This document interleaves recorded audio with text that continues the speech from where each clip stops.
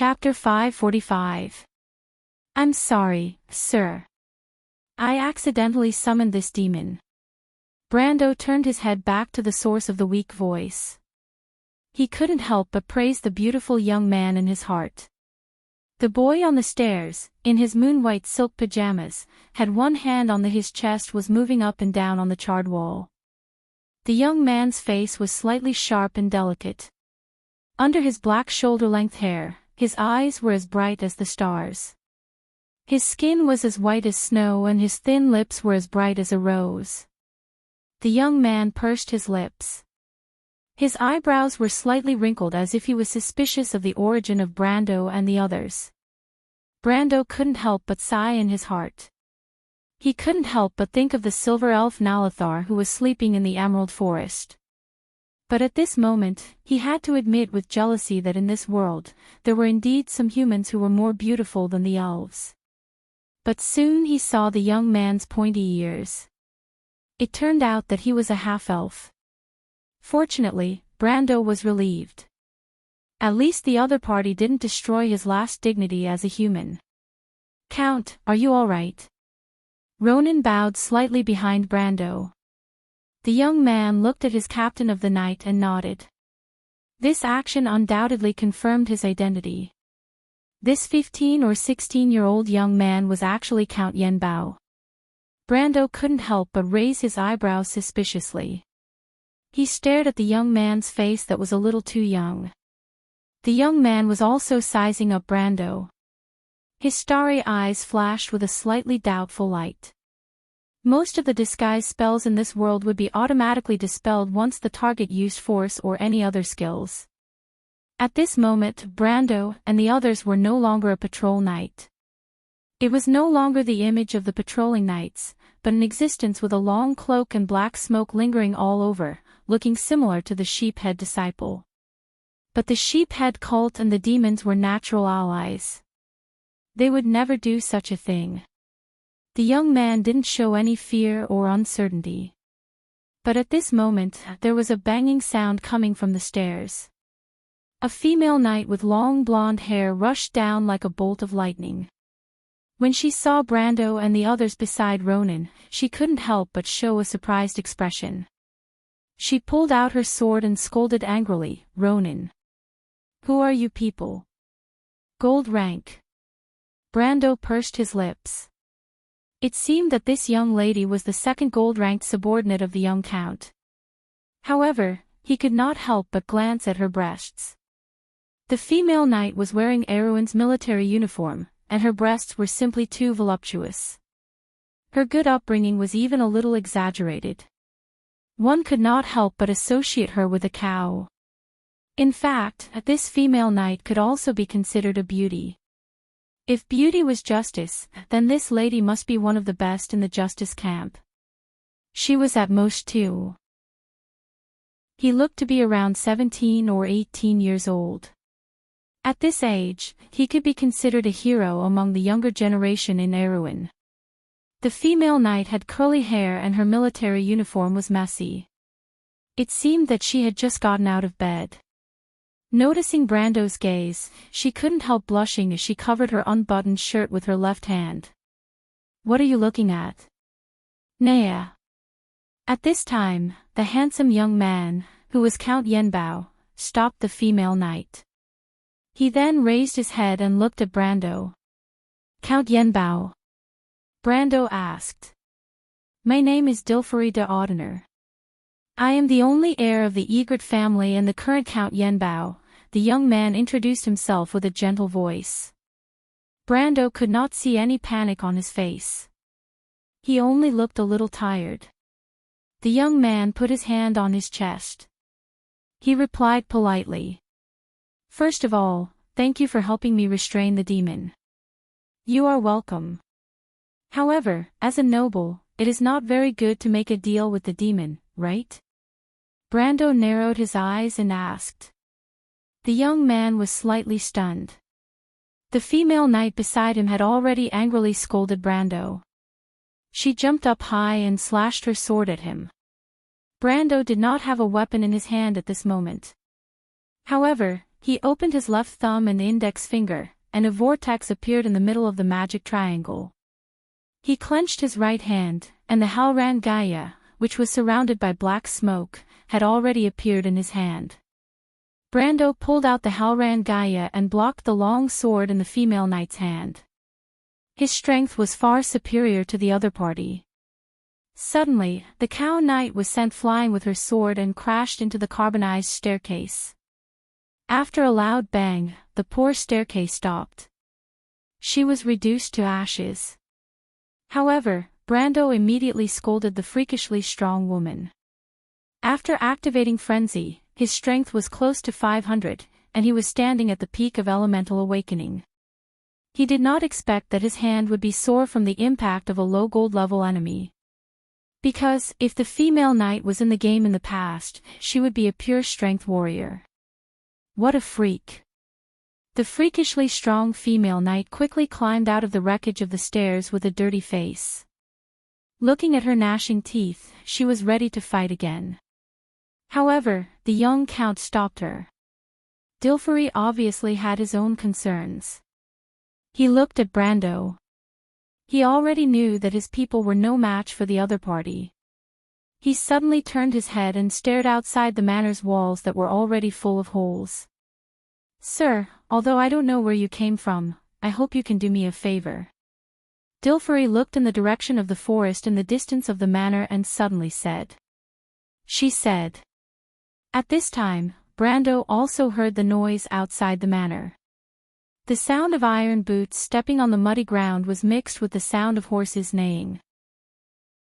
The guards, he was all too familiar with this sound. Brando also looked in that direction, and it did not take long. Not long after, the figure of the leading knight appeared in the direction of the manor's main gate. "It's the guards from the nearby town." Ronan immediately frowned. Brando turned his head and immediately understood what the young man meant. But he narrowed his eyes and replied, "I need a promise, Count." Dilfari bit her lower lip. "What do you want?" "I can only agree to your request under the condition that it does not harm the interests of the family." "So you are the only successor of Yenbao in this generation?" Brando suddenly asked. The knight passed through the courtyard and was already close to the manor, but was stopped by the manor's guards. Dilfari looked over there and could not help but hold her breath. She looked at Brando hesitantly and finally nodded. Dilfari could only bet that this strange person was not the enemy. For a moment, she could not help but feel uneasy in her heart. "Count." Ronan could not help but say. But the young man shook his head at him. Brando knew what the young count was worried about.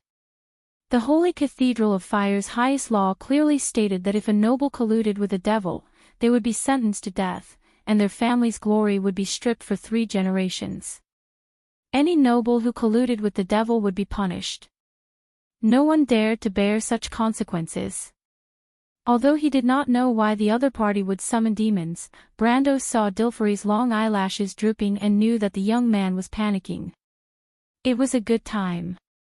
Luck seemed to be unexpectedly good tonight. Brando looked up and saw a bright moon hanging high in the forest between the Anceli Mountains. "I hope you cannot attend the meeting in Ampere Seal."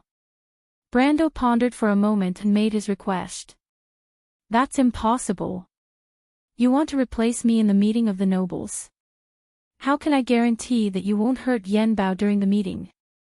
He furrowed his brows and glared angrily at Brando. "You want to replace me in the meeting? How can I guarantee that you won't harm Yenbao during the meeting? If you offend any of the Grand Dukes, it will be a disaster for my family.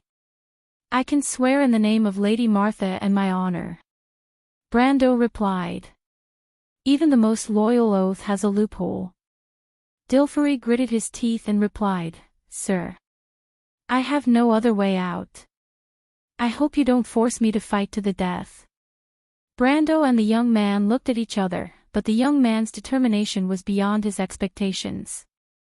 The young man's eyes were as bright as the stars, without a trace of weakness or compromise.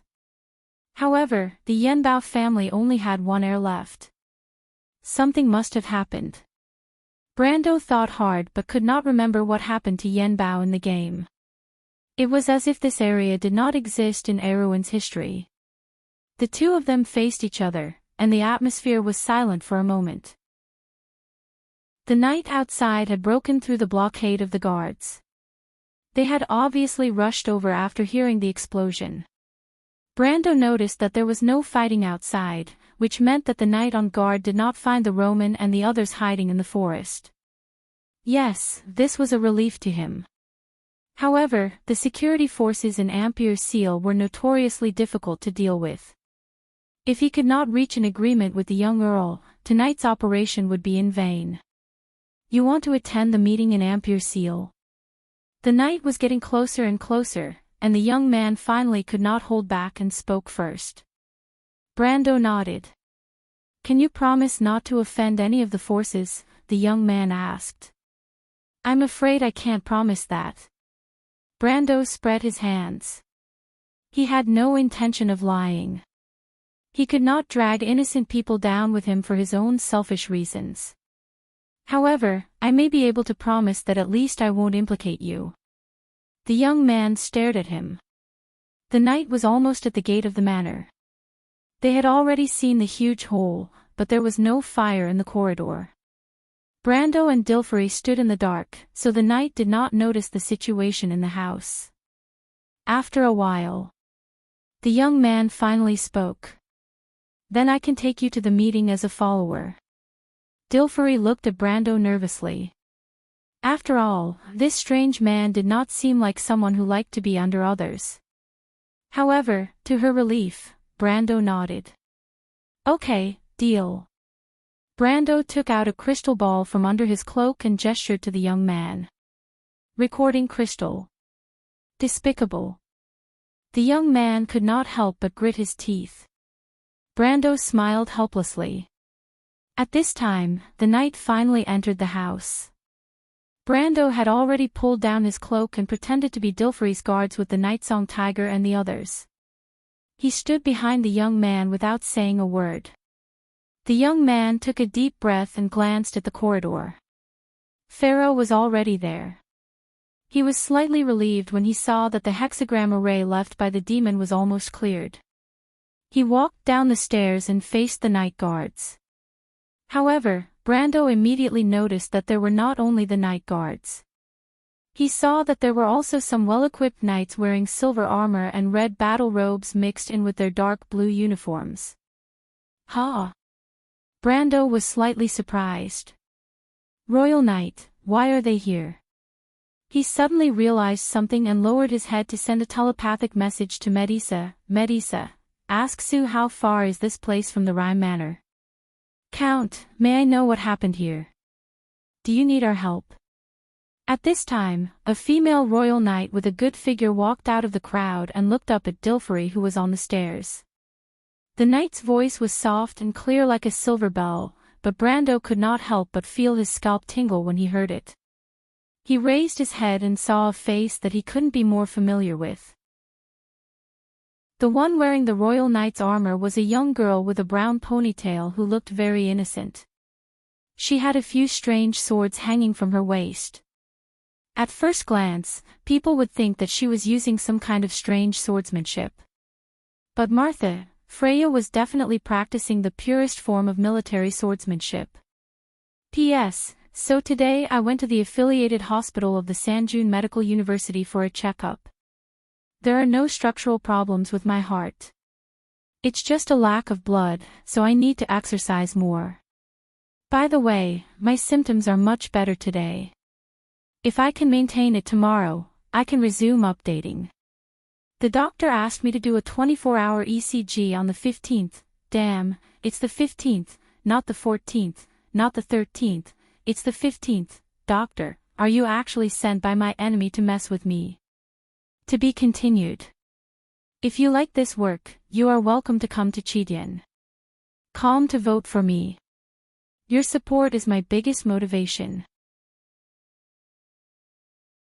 Chapter 546. Freya took a step forward. She was wearing the silver-plated armor of a knight of the Imperial Army.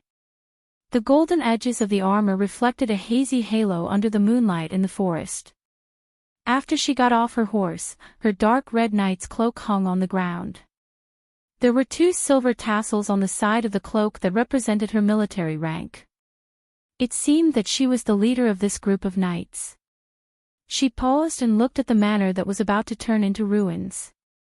She identified herself and said, "We are the Knight of Her Royal Highness. Is there anything I can help you with?" "No, it's nothing." The young count also recognized the identity of these knights. He did not want to complicate matters, so he quickly shook his head and replied. This made the knight girl frown. After all, she was no longer the ignorant country girl of the past. The future goddess of war raised her head and looked suspiciously at Count Yenbao and his party. The moonlight was moving above the clouds, and at this moment, it just so happened to penetrate the hole in the roof and sprinkle a cold silver light on the broken stairs, reflecting their figures. Freya could not help but be startled. She was surprised that there was such a beautiful and cute boy, but her sword-like eyebrows immediately furrowed. The 2 people behind Dilfari had caught her attention. No matter how she looked at them, they looked very suspicious. Brando suddenly broke out in a cold sweat and quickly lowered his head. This girl from the countryside of Butchie had become a lot more mature after studying at the Knights Academy for half a year. Her suspicious gaze gave him the illusion that he had been exposed. He knew that things were not going well. If he was called out at this time, he would really be done for. Freya did not know what they were doing. Kidnapping a noble was punishable by death. Of course, according to the words of the Shire, if his lord was to be hanged, the noose around his neck would probably be tied more than 10 times. But after all, Brando did not want his plan to fail. "My lord, do you think Miss Freya recognized us?" The Shire could not help but break out in a cold sweat and carefully asked through telepathy. Brando cursed the jinx in his heart.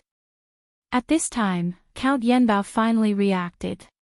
The handsome young man from the north did not seem to want the knight of the royal family to stay here any longer. Dilfari quickly found an excuse and said, "Madam, please don't worry. It's just that one of my subordinates had a little accident when he was experimenting with magic. I'll call someone to deal with it immediately. Please excuse me." As soon as he said that, Brando and the Shire both let out a long sigh. Most nobles had 1 or 2 adepts as their retainers. This was nothing strange. However, Freya still felt that this young noble was not telling the truth. She raised her head and looked at Brando and the Shire again, muttering in her heart, "Strange guys." During this period of time, Maynard had crammed her with a bunch of knowledge about nobles. Although she didn't remember most of it, she at least knew that the nobles more or less had their own secrets. She understood that she couldn't stay here and be an annoying person. In fact, she originally came over after hearing the explosion to see if there were any emergencies. Since the other party said that they didn't need their help, she thought about it and prepared to leave. However, at this time, the guards who had just been sent back to the gate by Dilfari were escorted back. Brando looked up and suddenly cried out. It turned out that there was another team of knights at the gate of the manor. The style of their armor was similar to Freya's, but there were a few more tassels on their cloaks. These were the knights of the royal family.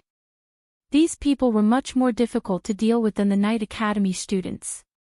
Brando immediately lowered his head. They should be the direct officers of this group of students. But I don't know which one of the knight captains is by the princess side at this time. Is it Deng Deng or Deus? Brando lowered his head and sorted out his thoughts. It was impossible for the students to act alone. There must be a knight captains patrolling with these young people. Now, it seemed that Freya was just a vanguard. The names of the 2 knight captains flashed through his mind. If he remembered correctly, the knight captains by the side of the half-fairy princess at this time of the year should be one of the 2. Deng Deng and Deus were not famous NPCs in the Amber Sword, but they used to be supporters of the royal family. Brando also took on their missions. If he remembered correctly, the strength of these two people was only at the pinnacle of silver. They were not even the top figures in the royal faction. He lowered his head and secretly guessed, but he did not expect that his usually accurate prediction would miss this time. The knights quickly came to the front. The leader of the knights spoke with a female voice. What happened? His voice was low and calm, and his tone was filled with unquestionable seriousness. When Brendel heard this voice, it was as if he was struck by lightning from the sky. His whole body froze. He looked up as if he had seen a ghost, just in time to see the female knight's calm and indifferent expression. This voice. Who is this woman? He saw the golden tassel on the side of Maynard's cloak. It was the captain of the knight.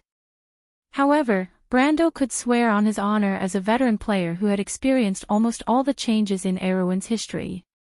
From the Year of Blooming to the Year of the Sword, there was not a single female in the Royal Knight's ranks.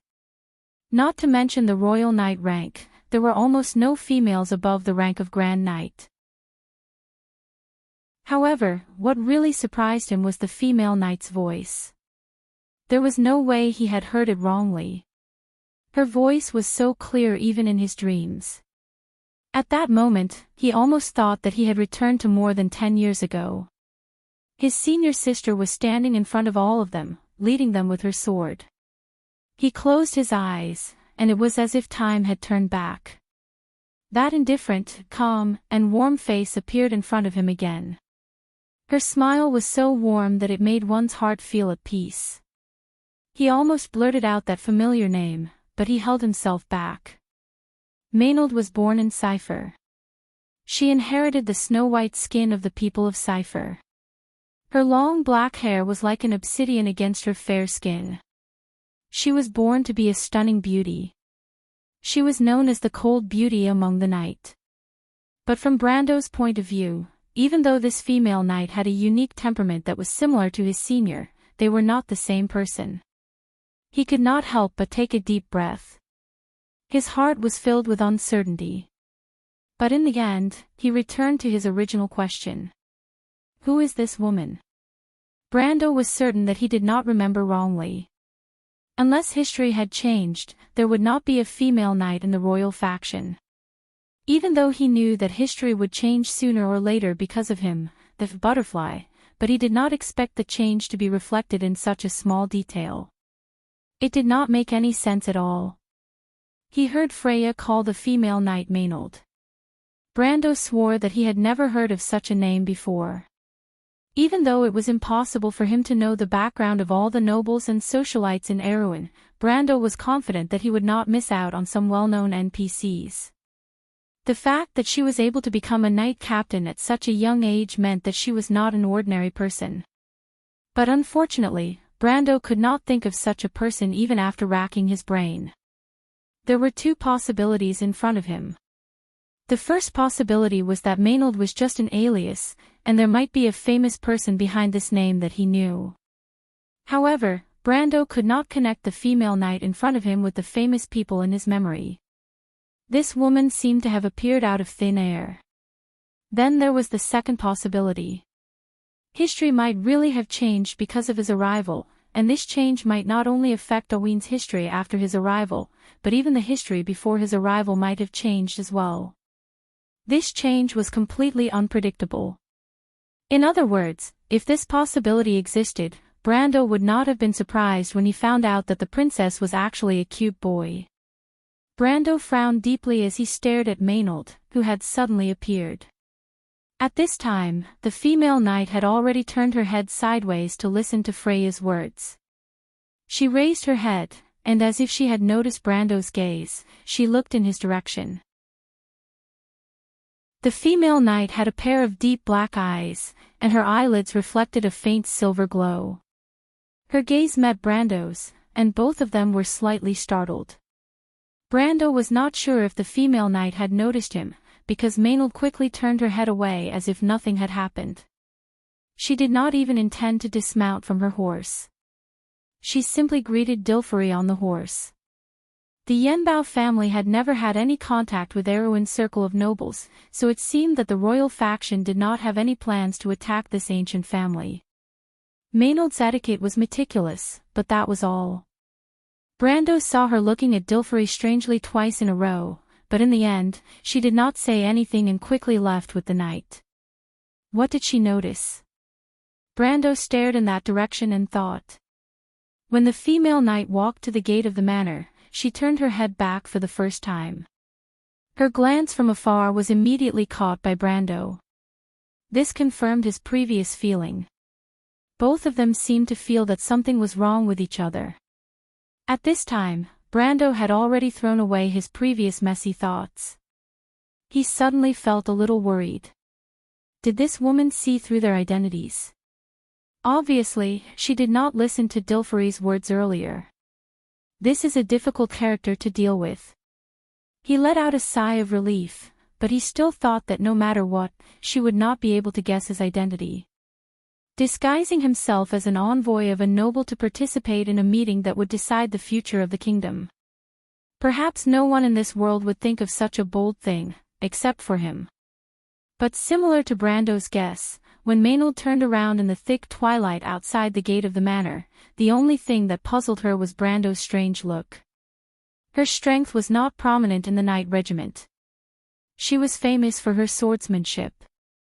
Most people only knew that she was a close friend of the princess and the #1 swordsman among the princess's left and right attendants.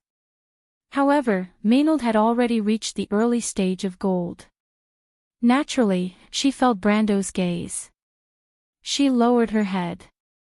Freya, who was beside her, immediately noticed the confusion in her heart. She could not help but ask, "What's wrong, Knight Commander? You also noticed those two suspicious fellows?" It seemed that the young girl had been holding a grudge against Brando and the Shire. Especially after leaving the manor, she felt that the two people were more and more familiar, but she could not think of Brando at the moment. Come to think of it, how could Brando appear here? Freya subconsciously came to this conclusion. Maynard looked at the young girl who was recently selected as a reserve knight. She was puzzled and asked, "Two?" "Yes, two." "Senior, weren't you looking over there just now?" Freya asked. "I always felt that they were familiar. I was wondering if they were fugitives on the wanted list." "Unfortunately, I can't remember at the moment. Look at their sneaky appearance. When I was still in Butchie, I often saw these guys crossing the border." She was talking about the fugitives and fugitives. Madara was a paradise for these people. Yes. However, Maynard only responded, "Forget it. It's better to have less trouble." Freya looked at her female commander. She obviously did not want to talk about it anymore. She could only sigh and keep quiet. Author's note, sigh, after 2 sad weeks, I can finally get back to work. I went out to rest for 2 weeks. After 2 long trips, my body has somewhat recovered, but it doesn't seem to be completely recovered. Another thing is that I have finalized the release of the traditional version of the book with the Taiwanese side. It is said to be in July. In short, you don't have to worry about the book being out of print. Well, you can expect the problem of rushing the manuscript. Finally, today is May 14th. There are still 8 hours before the gates of hell open again after 10 years. Of course, I have to go to the hospital first tomorrow before I can come back to fight with Big Pineapple. Comrades, I hope the doctor will not ask for leave tomorrow. If you like this work, you are welcome to come to Chidian. Come to vote for me. Your support is my biggest motivation. Chapter 547. The sound of the Royal Knight's horse's hooves gradually faded away in the night, and the manor finally returned to its peaceful state. Brando saw the young earl frowning slightly as he looked in that direction. The young man turned back and looked at him. The bright moonlight shone on his soft and beautiful face with a thoughtful look. Dilfrey asked pointedly, "You seem to know them." Brando did not intend to be frank about his identity. He lifted the hood that previously covered his face and smiled mysteriously at the young man. Humph, Dilfery snorted softly. He glanced at the messy house that only had the structure left. Anyway, thank you for your help. The Lord of Yenbao will never go back on his word. But Martha will be watching everyone on the ground from the sky. I hope you gentlemen will remember your promise. I will not implicate you, please rest assured. Brando assured the young man. Dilfery looked at them suspiciously. Who are you going to deal with? Brando smiled but did not answer. You make me feel uneasy, sir. Dilfery bit his lips and said angrily. Then we will separate after entering the venue.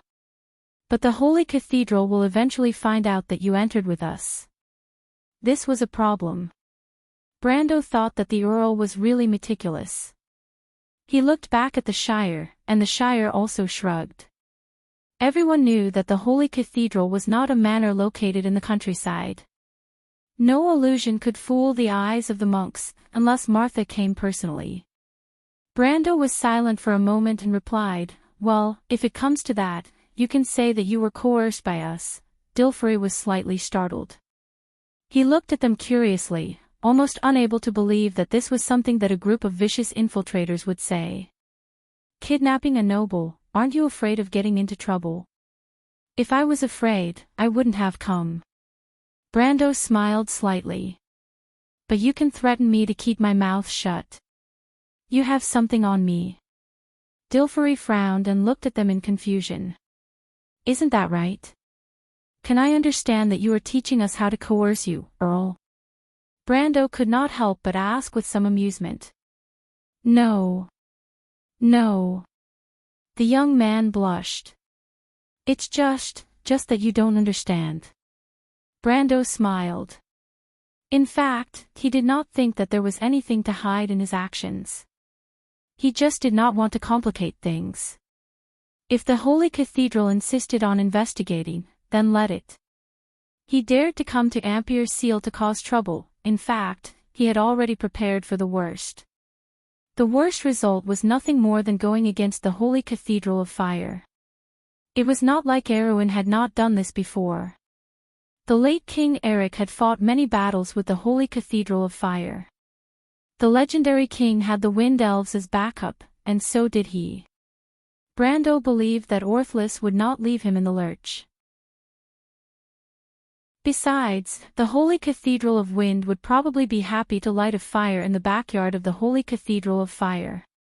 Thinking of this, Brando could not help but smile contemptuously. Whether it was Erwin of the Holy Cathedral of Fire or Erwin of the Holy Cathedral of Wind, Erwin was Erwin. He had made up his mind, and there was no need to change it. He waved his hand. It doesn't matter whether it is or not, it's settled. I just happen to not have the habit of taking advantage of others. If that's the case. Dilfery looked at Brendel's group with a complicated expression. She thought to herself, are they crazy? Don't they know how serious of a crime it is to kidnap a noble in the territory controlled by the Holy Cathedral? He grew up in a noble family and received the best etiquette education. He was familiar with the gentle and elegant style of the nobles, but he had never seen or thought of such a crazy thing. He could not help but be stunned for a moment. What do you think, Count? Okay. Dilfery's palms were sweating, and he did not know why his heart was pounding. I know. Let's make an agreement under the witness of Lady Martha. Please, don't worry, if, until the last moment, I will not give you up. You are the most gentlemanly robbers I have ever seen. Brendel laughed again, thinking that this young count was really interesting. Could it be that you've seen a lot of bandits, my lord? No, I've seen some at the border. Dilfery realized that he had said something wrong and quickly replied with a red face. Brando smiled. Then it's a pleasure to work with you, Count. In the past 16 years of his life, Dilfery had never thought that he would be able to cooperate with a group of uninvited guests, or rather, bandits in the forest. At least, that was what he thought. But for some reason, he did not feel that he was unwilling to cooperate with them. He could not help but look at his two subordinates, the female knight Nia and the swordsman Ronan. The female knight looked unhappy, but Ronan just shrugged. "Then, it's a pleasure to work with you. You are very good at bewitching people, my lord." On the way home, the Shire could not help but say so. It was hard to tell whether it was a compliment or a sincere admiration. On the way home, he told Amandina and the Roman the story of this trip. When he talked about the negotiation between his lord and the young Count of Yenbao, he could not help but mention this. "I bewitched people?" Brando rode on his horse, his hands circling around the merchant lady sitting in front of him. He could not help but tilt his head. "When did I bewitch people? Are you talking about Enrich?" "Humph."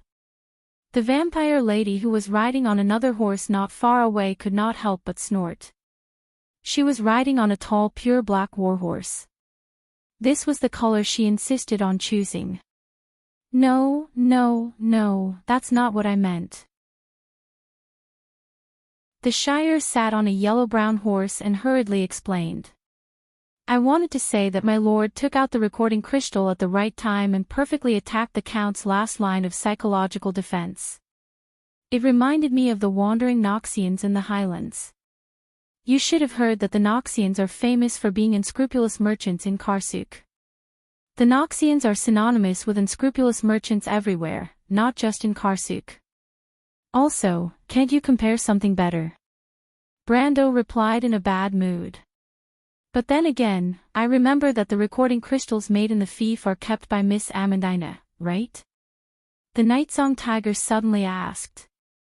"My lord, how did you think of asking Miss Amandina for such a thing? Did you already know that the Count was studying occult magic?" "Recording crystal." Brando took out a crystal ball. "Are you talking about this?" He smiled and threw the crystal ball into the bushes by the side of the road. "My lord." The Night Song Tiger was stunned. At this time, the little Roman girl sitting in front of Brando could not help but giggle. She leaned back slightly and leaned her head against Brando's chest. "That's not a recording crystal, it's a crystal ball that I bought last night. Damn it, that evil merchant actually used a crystal ball to swindle me, he has no professionalism at all." Brando's eyes narrowed as he leaned on Brando's chest. "That's not a recording crystal, it's a crystal ball I bought last night." "Ah." The Night Song Tiger was stunned. No, the Shire shook his head. As an unscrupulous merchant, that guy is still very professional. "That's true." The Roman immediately agreed. "But I didn't expect the Yenbao family to fall to such a state." The Shire shrugged and became serious. "They can't even find a decent successor. If there's an old man who can hold the fort, he wouldn't let such a naive little princess come to Ampere Seal alone, right?" "Little princess?" Amandina did not understand. "It's the Countess." Brando shook his head. His willpower was too high, and simple illusions could not affect his mind at all. He and the Shire actually saw through Dilferi's disguise at a glance. Perhaps only the young Countess did not know. But as the Shire said, if the Yenbao family sent such a young lady to Ampere Seal to participate in the meeting between the nobles, they must have met with some trouble. It was not difficult to come to this conclusion when he linked it to Dilferi's series of actions. But now was not the time to be nosy. No matter who the other party was, as long as they could bring them into the meeting of the nobles, it was fine. Thinking of this, he turned to Falerne and asked, "Where did you find the demon's relics?" "What did you find?" Falerne glanced at him, then took out a huge yellow metal armband. It was as thick as a thumb, engraved with strange flame-like patterns. Anyone who could recognize these patterns would be able to tell at a glance that it was actually a type of Hell's language.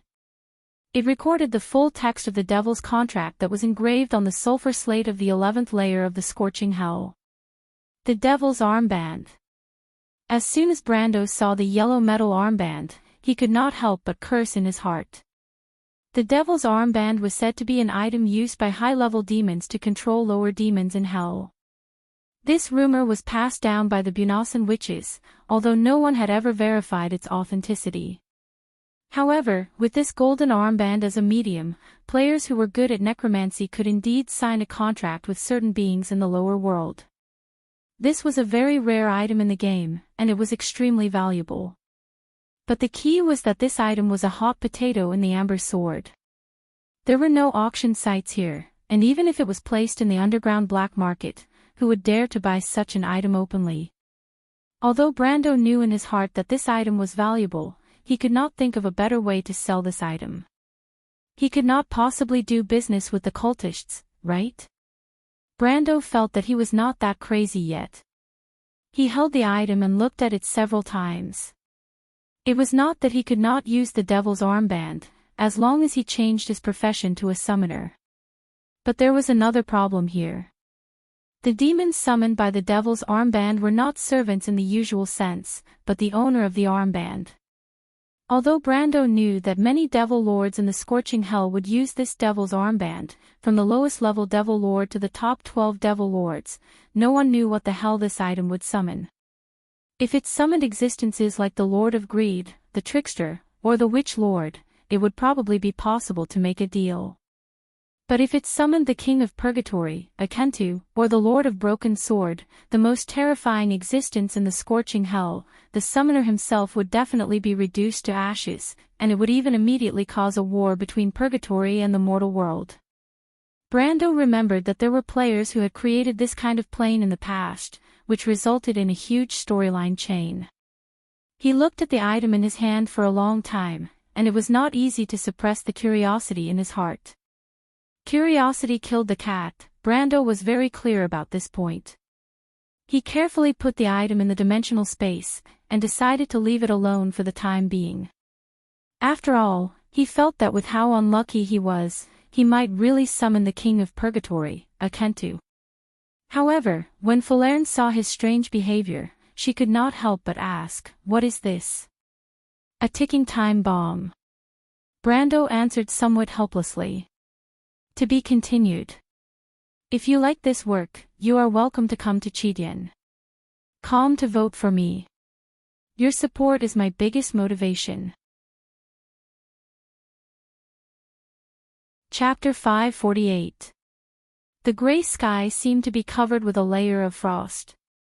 Marquis Joachim exhaled white air from his mouth as he looked away from the magnificent railings of the manor. There was a faint smile on his thin and pale face. "What a terrible weather, my lord." The attendant behind him could not help but complain. Marquis Joachim had been wearing a mink coat. He just rubbed his hands and said, "Although the temperature is lower than the winter when the ice melts, no matter how cold it is, it can't stop our hearts from burning. It's ambition, isn't it?" Marquis Joachim smiled but did not answer. He put his hands back on the railings and silently watched the two carriages led by the knight pass through the bare avenue and stop in front of the manor's gate one after the other. At this time, there were many well-dressed nobles gathered in the hall. Although most of these people were famous local merchants and gentry, the meeting had almost nothing to do with them. In this game that decided the fate of the kingdom, as insignificant people, they only had the right to applaud. However, the carriage brought the real important people. When the carriage slowly stopped, the whole hall became quiet. The loud chatter turned into whispers. The guests in the hall could clearly see the coat of arms on the black carriages through the tall arched windows. There was a crescent moon, a crisscrossed scepter, a crown, and a unique winged serpent seal. The identity of the carriage's owner was obvious, the last bloodline of the House of Covardo, the Princess of Erewhon and her brother. However, compared to the declining royal family, the other carriage only had a simple seal of a ferocious eagle. The coat of arms was like a dark cloud that pressed down on people's hearts. If there was one of the 6 dukes of Erewhon who was powerful, the answer would be a wreck. The knight first opened the door for the princess. Griffine's light purple dress was like a sudden rolling cloud. She slowly walked out of the carriage. She slightly raised her head. Her light silver eyes were like autumn water, faintly shining with a clear and restrained brilliance. Soft silver hair hung over her slender shoulders, and a layer of fur shawl was draped over her shoulders, but it set off the half-elf girl's fragility. But now, this fragility supported a kind of innate unyielding and pride. Everyone present subconsciously held their breath. They had heard that the princess of the kingdom was the brightest pearl on Erwin's crown, but only when they saw it in person, did they understand that the rumors were true. That old guy Erech, this was the thought in the hearts of most of the people present. But Marquis Joachim, who was on the balcony, only showed a profound smile. He lowered his head and sniffed the musk on the mink gloves. He thought to himself, Duke Erech actually appeared with Her Royal Highness. What a cunning guy. Is this a footnote for the frequent contact between the two sides? But in his opinion, what kind of price this little girl from Kurt sold herself to was the most interesting thing. The door of the second carriage opened, and the people present inevitably felt suffocated. Even Joachim on the balcony could not help but frown. Duke Erech under the handrail did not look as old as the rumors said. His hair was gray, his eyes were like an eagle, and his serious face was full of dignity. His lips were thin, and even the beard on his chin was meticulously groomed. It could be said that compared to most of the nobles, the Duke looked more dignified. He was wearing a black sable robe, under which a light silver breastplate was faintly discernible. However, no one would think that this Grand Duke was a coward. The Highlanders valued martial arts, and Grand Duke Erech had also been on the battlefield all his life. He attended every occasion in a military uniform, which had long been a scene in the noble circle of Erwin. Joachim did not even need to look to know that there must be a heavy sword under the belt under the robe. This sword was not used by most nobles for decoration. In his life, Erech had cut down no less than double digits of enemies with it. As for the flowers in the greenhouse, they would probably vomit when they saw the corpses. But Joachim was somewhat jealous. Ordinary people were not allowed to carry weapons when they entered the venue, but Duke Erech was obviously not in the category of ordinary people. This was a privilege that only the Duke could enjoy.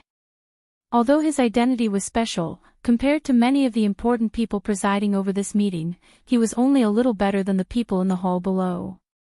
Duke Erech slowly walked out of the carriage with a silver cane in his hand. His pair of eagle eyes looked around, and when he saw the princess, his serious expression eased slightly. He brushed his robe with his hand and walked over with a smile. Very gracefully, he extended his right hand to Princess Griffine. Today, you are the most beautiful princess in all of Wonde. Griffine's expression was as usual. She raised her hand to let the powerful Duke support her. Thank you. It is my honor to have a wife like you. According to the agreement, when Heruz ascends to the throne, I will naturally become your wife, your grace. The half-elf girl replied faintly.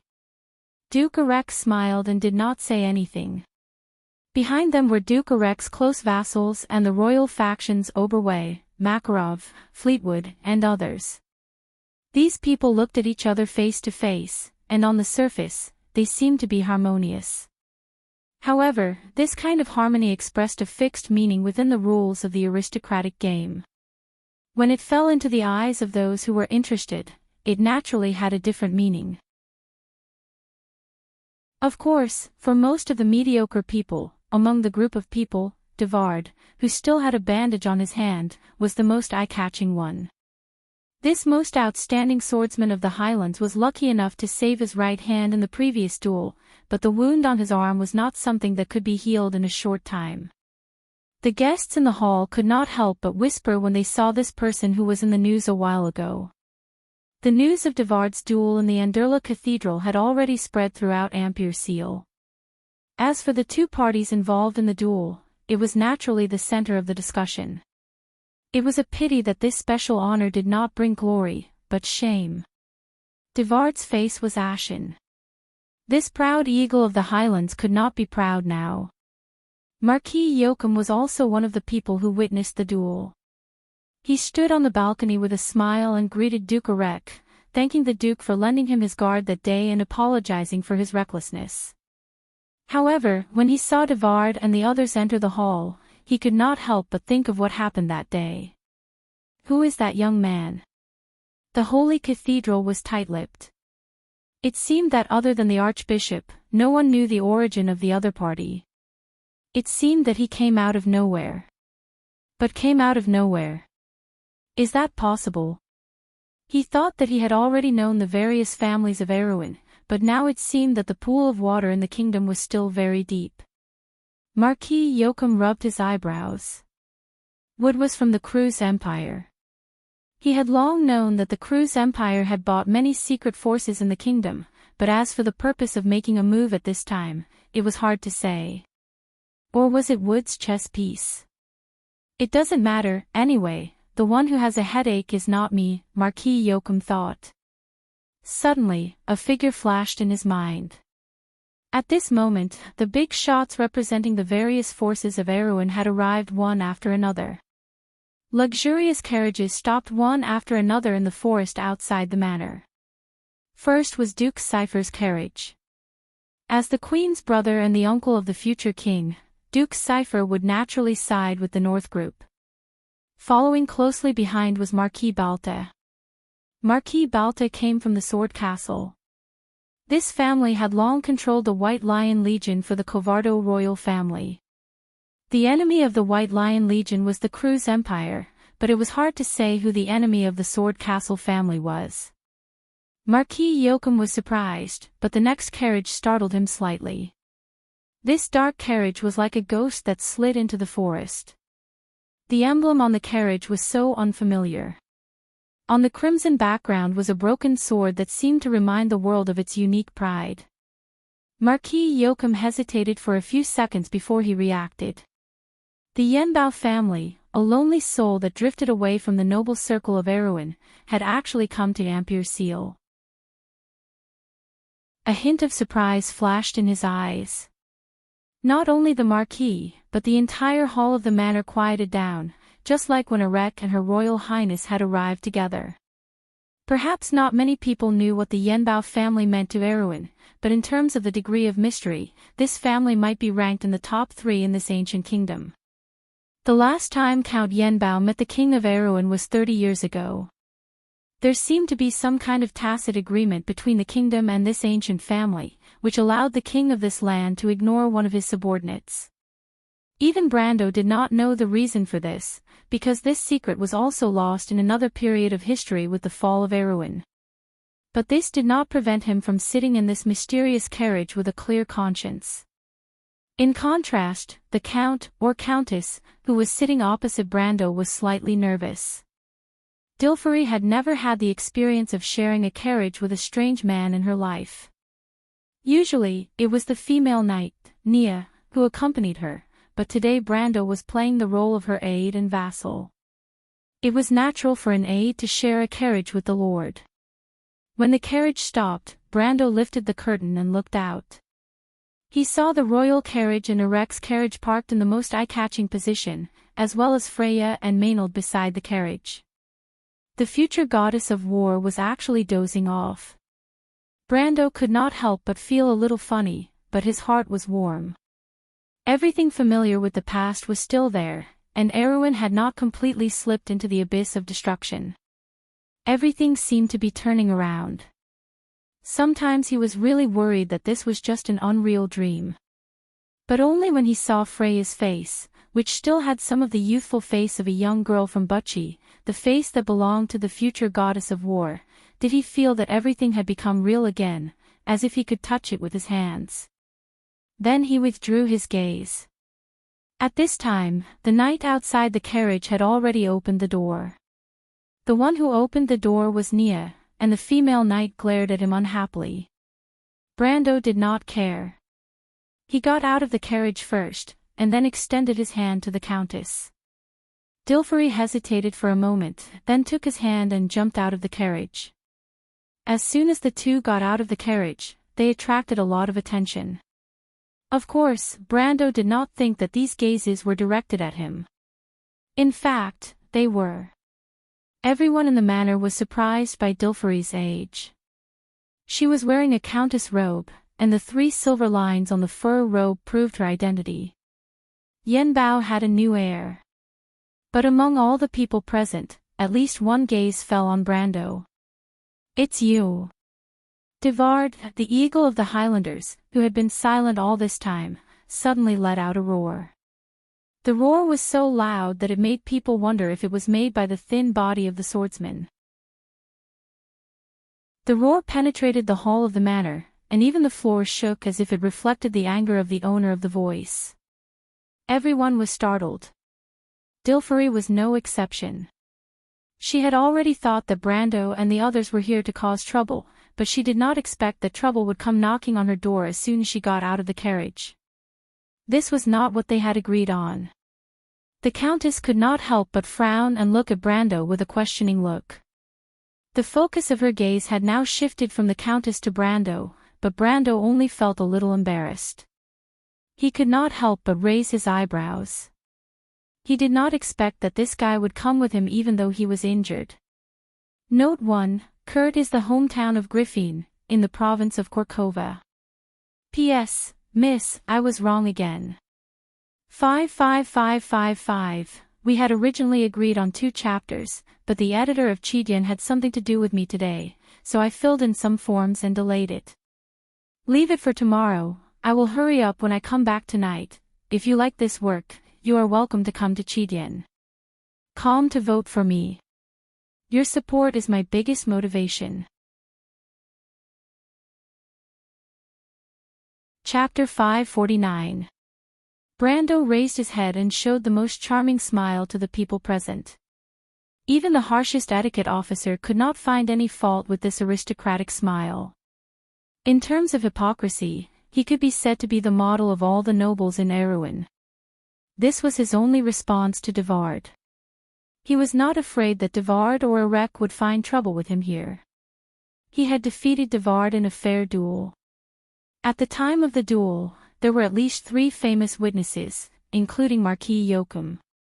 He could be praised for being merciful by not killing Devard at that time. Those who could make it to this venue were not stupid. Everyone immediately reacted. "It's him." He cut off Devard's hand with a sword. The hall was in an uproar. "So young. How is it possible?" Martha above, I have heard in my early years that the Highlander's eagle has the strength of elemental awakening. This young man can defeat Devard. It can't be, he is not even 20 years old. The guests were discussing. The whispers were like a whirlwind that quickly spread among the crowd. The emotions of surprise spread, and even the noble Princess Griffin could not help but cast a surprised glance at Brando. Grand Duke Erec raised his eyebrows and did not hide the gloominess between his eyes. On the other hand, Duke Cypher's fox-like face showed a playful smile. Devard's face was as gloomy as a lead sheet. He was just speechless for a moment when he saw the enemy he had been searching for appear here, but he had forgotten the situation he was in. As the loser of the duel, his private revenge here would only make him a laughingstock in the noble circle. The key was that Grand Duke Erec absolutely would not allow him to lose face. That's right, I also heard that Archbishop would personally baptize him. When the Highlander's eagle clenched the hilt of his sword, someone dropped a heavy bomb in the crowd. This dose of medicine was even more shocking than the first dose, and the hall fell silent. The person who spoke was a gentleman. He was stunned to find that the hall had quieted down as soon as he spoke. How many years had it been since the Archbishop of Ampere Seal personally baptized someone? What kind of honor was that?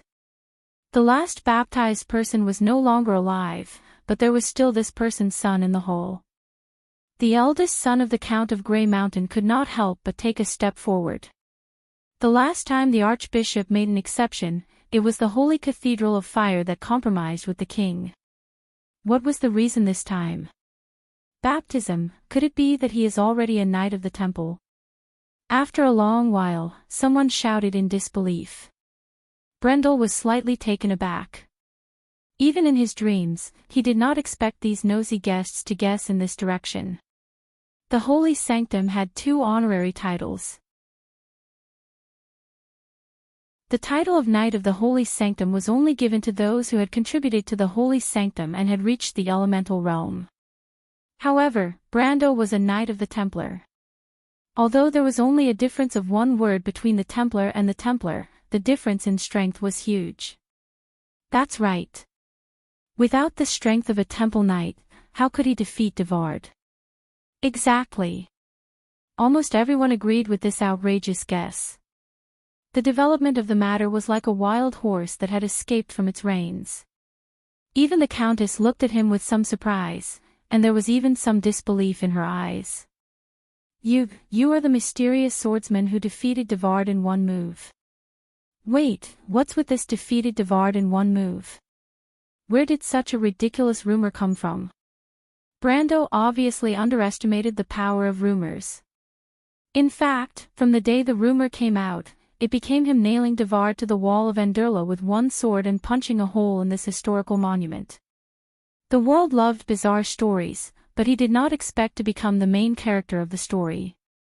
He quickly gave Dilfari a look, in case the young lady screwed up her act. Now everyone's eyes were focused on the 2 of them. Everyone present was smart, especially the few priests of the Holy Sanctum. As long as there was a slight difference, they might be able to see through it. However, Dilfari was also caught off guard by Brando's identity. She could not help but ask softly, "What do we do now?" "Of course, we just walk in like this.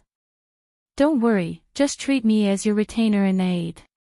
Brando grinned. "I can't afford to have such a powerful retainer like you." The Countess rolled her eyes at him. Brando suddenly wailed in his heart. "Young lady, you are now playing the role of a man. Can't you have some self-discipline as an actor?" However, he kept his mouth shut and only smiled helplessly. The 2 of them slowly walked into the hall, attracting almost everyone's attention. The attendants followed behind them. Naya and Ronan were among them, as well as the Shire in disguise. The 3 of them were gold rankers and could not hide from the eyes of most of the masters present. The powerful strength of the Yenbao family immediately caused a round of discussion. However, the focus of the discussion this time was whether it was a blessing or a curse for this mysterious and powerful family to return to Erewhon's circle of nobles. "I didn't expect them to be from the Yenbao family." Marquis Joachim watched Brando and Dilfari's figures disappear under the railing with a thoughtful look. No wonder he could not find out their origin. He suddenly connected the dots in his heart. The Yenbao family was outside the influence of Erewhon's nobles. It was a secret to most people, but as a member of Erewhon's royal family, he had heard some rumors about this mysterious family. Back then, Erewhon and Cruz were at odds with each other. Under the leadership of King Eric, they fought for decades. The Holy Cathedral of Wind and the Holy Cathedral of Fire were involved one after another, and then it turned into a great war. The result of the war was unexpected, but it was also remembered by Erewhon's people for generations. Erewhon existed because of the compromise between the 2 holy cathedrals. The Holy Cathedral sealed the secret, and then Yenbao became a buffer zone between the Empire and Erewhon. The successor of Yenbao was never Erewhon's, nor was it Cruz's. This neutral person was only favored and conferred by the 2 holy cathedrals. Even Marquis Joachim did not know the reason for this, but it did not prevent him from guessing. The Holy Cathedral did make a move. Marquis Joachim instantly connected the conferment of Brando with the whole thing and came to a wrong inference. However, he did not realize that he had walked into a dead end. Instead, he thought that he had grasped the context of the whole thing. The Marquis thought of another person and could not help but show a smug smile. He knocked on the railing and said to his attendants, "Let's go down and meet this count." "My lord. I heard his men call him lord that day. If I'm not wrong, he must be the real successor of the Egret family." Marquis Joachim smiled. He must not have thought that I would be here. I really want to see his expression when he sees me. Although Marquis Joachim had always been known for being unruly in the noble circle, his men still felt a little confused at the moment. Their master actually just wanted to see the other party's expression and rashly offended a mysterious and powerful family. Moreover, he knew that the other party might be the mysterious lord. What kind of spirit was this? However, to Marquis Joachim's disappointment, Brando did not show any surprise when he saw him. It was as if he had expected, in fact, he already knew, that he was here. Brando faced his outstretched hand and said an old saying of the 9 Phoenix people, no discord, no concord, Marquis Joachim. Fortunately, although Marquis Joachim was unruly, he was still the successor of the Covardo family and had always been knowledgeable. He was stunned for a moment before he understood the meaning of this sentence, and then he smiled. The Count is really a wonderful person. Brando corrected him with a serious face. No, you're mistaken. This is my lord. He led Dilferi to the front, and the Countess blushed a little because Brando pulled her hand. She secretly clenched her teeth, thinking that she had to teach this self-righteous guy a lesson.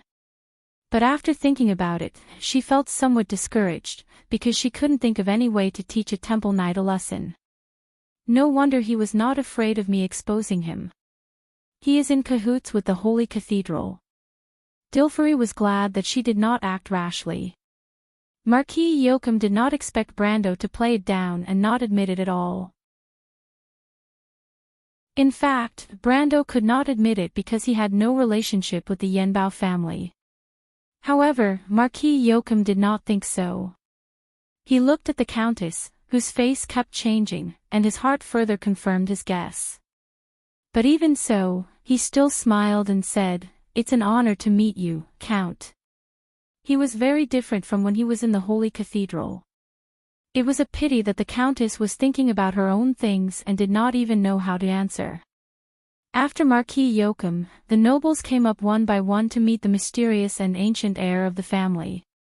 Of course, most of them just greeted him casually. However, to Brando's surprise, even Duke Arek and Duke Cypher came up to greet him.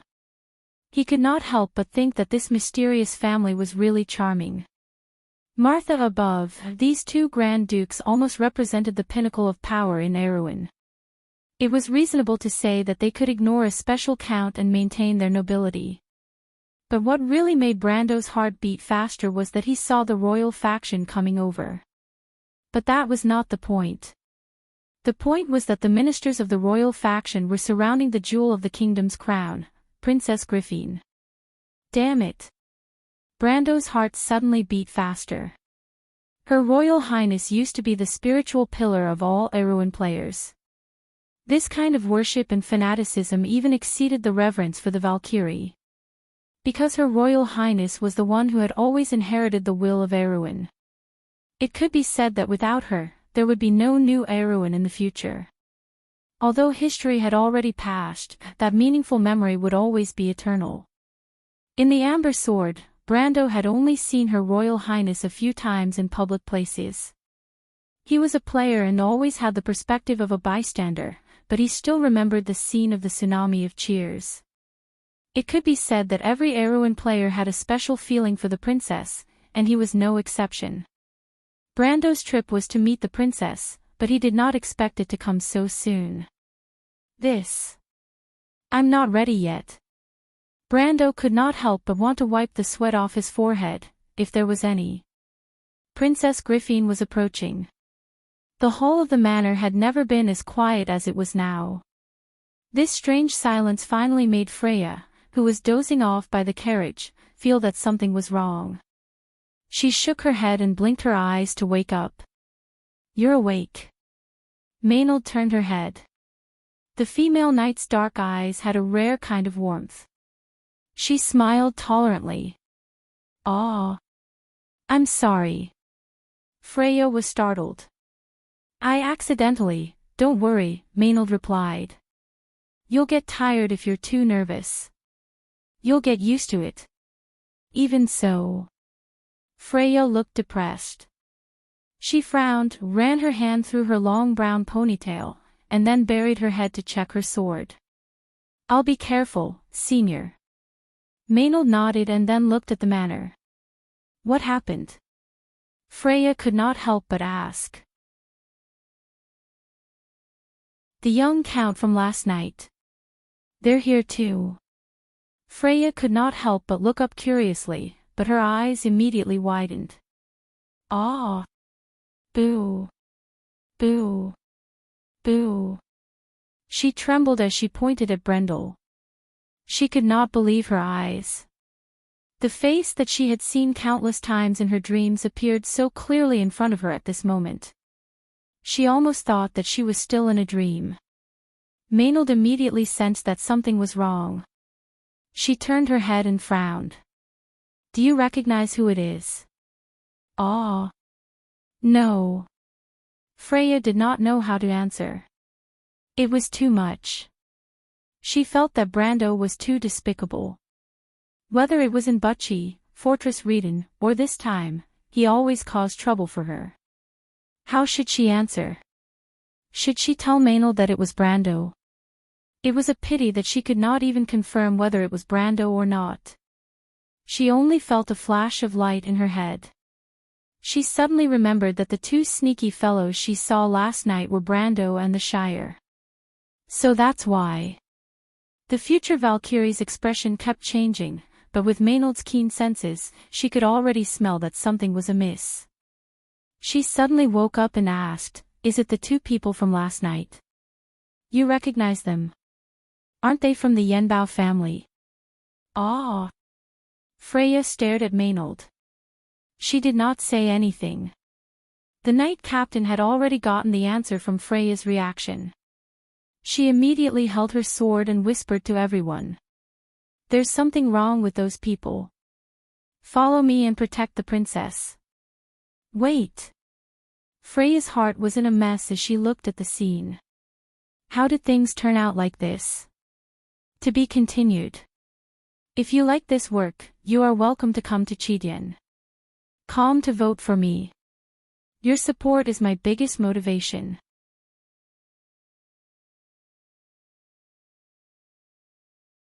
Chapter 550. Maynard and her knight were at each other's throats, but no one in the hall noticed. The Princess of Erewhon had arrived in front of the Countess and smiled at Dilfari. The latter looked at the most beautiful Princess of Erewhon with a slight frown and a slight nod, but no one noticed the slight loneliness hidden in her eyes. Princess Griffin and Dilfari obviously knew each other, and there was a small whisper in the hall. Yenbao was a family as ancient as the royal family of Covardo, and the history of both families had lasted from the birth of the kingdom to the present day. It was not surprising that its members knew the heir of the royal family. It was rumored that the royal family maintained a mysterious relationship with some ancient traditional families, and now it was confirmed. Her Royal Highness's actions immediately attracted the attention of several powerful figures present. Only Marquis Joachim looked at this scene with a smile that did not look like a smile. He stood at the side, raised his wine glass filled with blood-like liquid, and said softly, "Viruisat." But at this time, the commotion outside the manor finally reached his ears. He had been standing alone by the window after greeting Brendel earlier, so he was the first to notice the commotion outside. He turned around and saw the movements of the royal knights, and his expression changed drastically. Griffin turned her gaze to Brendel. "Looks like Yenbao's former glory can be further enhanced. I'm really envious of your luck. Also, Dilfari." "Oh, Dilfari, is this your knight? Why didn't I see him last time?" Her silver eyes had a trace of envy and regret, but her voice was calm and full of sincere blessings. Everyone present knew why the princess had said that. A young man who entered the Gold Realm at the age of 20 could be regarded as an elemental awakener, because such a genius would eventually reach that level. And an elemental awakener was a powerful existence that could change the balance of power in any country. The royal family of Covardo originally had more power than many nobles under the rule of the dynasty, but after the separation of the North and South, Griffin knew very well that the power in her hands was not necessarily more than that of the dukes. In fact, if Beuga the Cross had not joined, her situation would have been even worse. But Beuga did not serve the royal family, and the Princess of Erewhon knew this better than anyone else. She looked at Brando, and for a moment, she could not help but feel sad and jealous. Why was God always unwilling to bless the royal family of Covardo, even at a time when the dynasty was on the verge of collapse?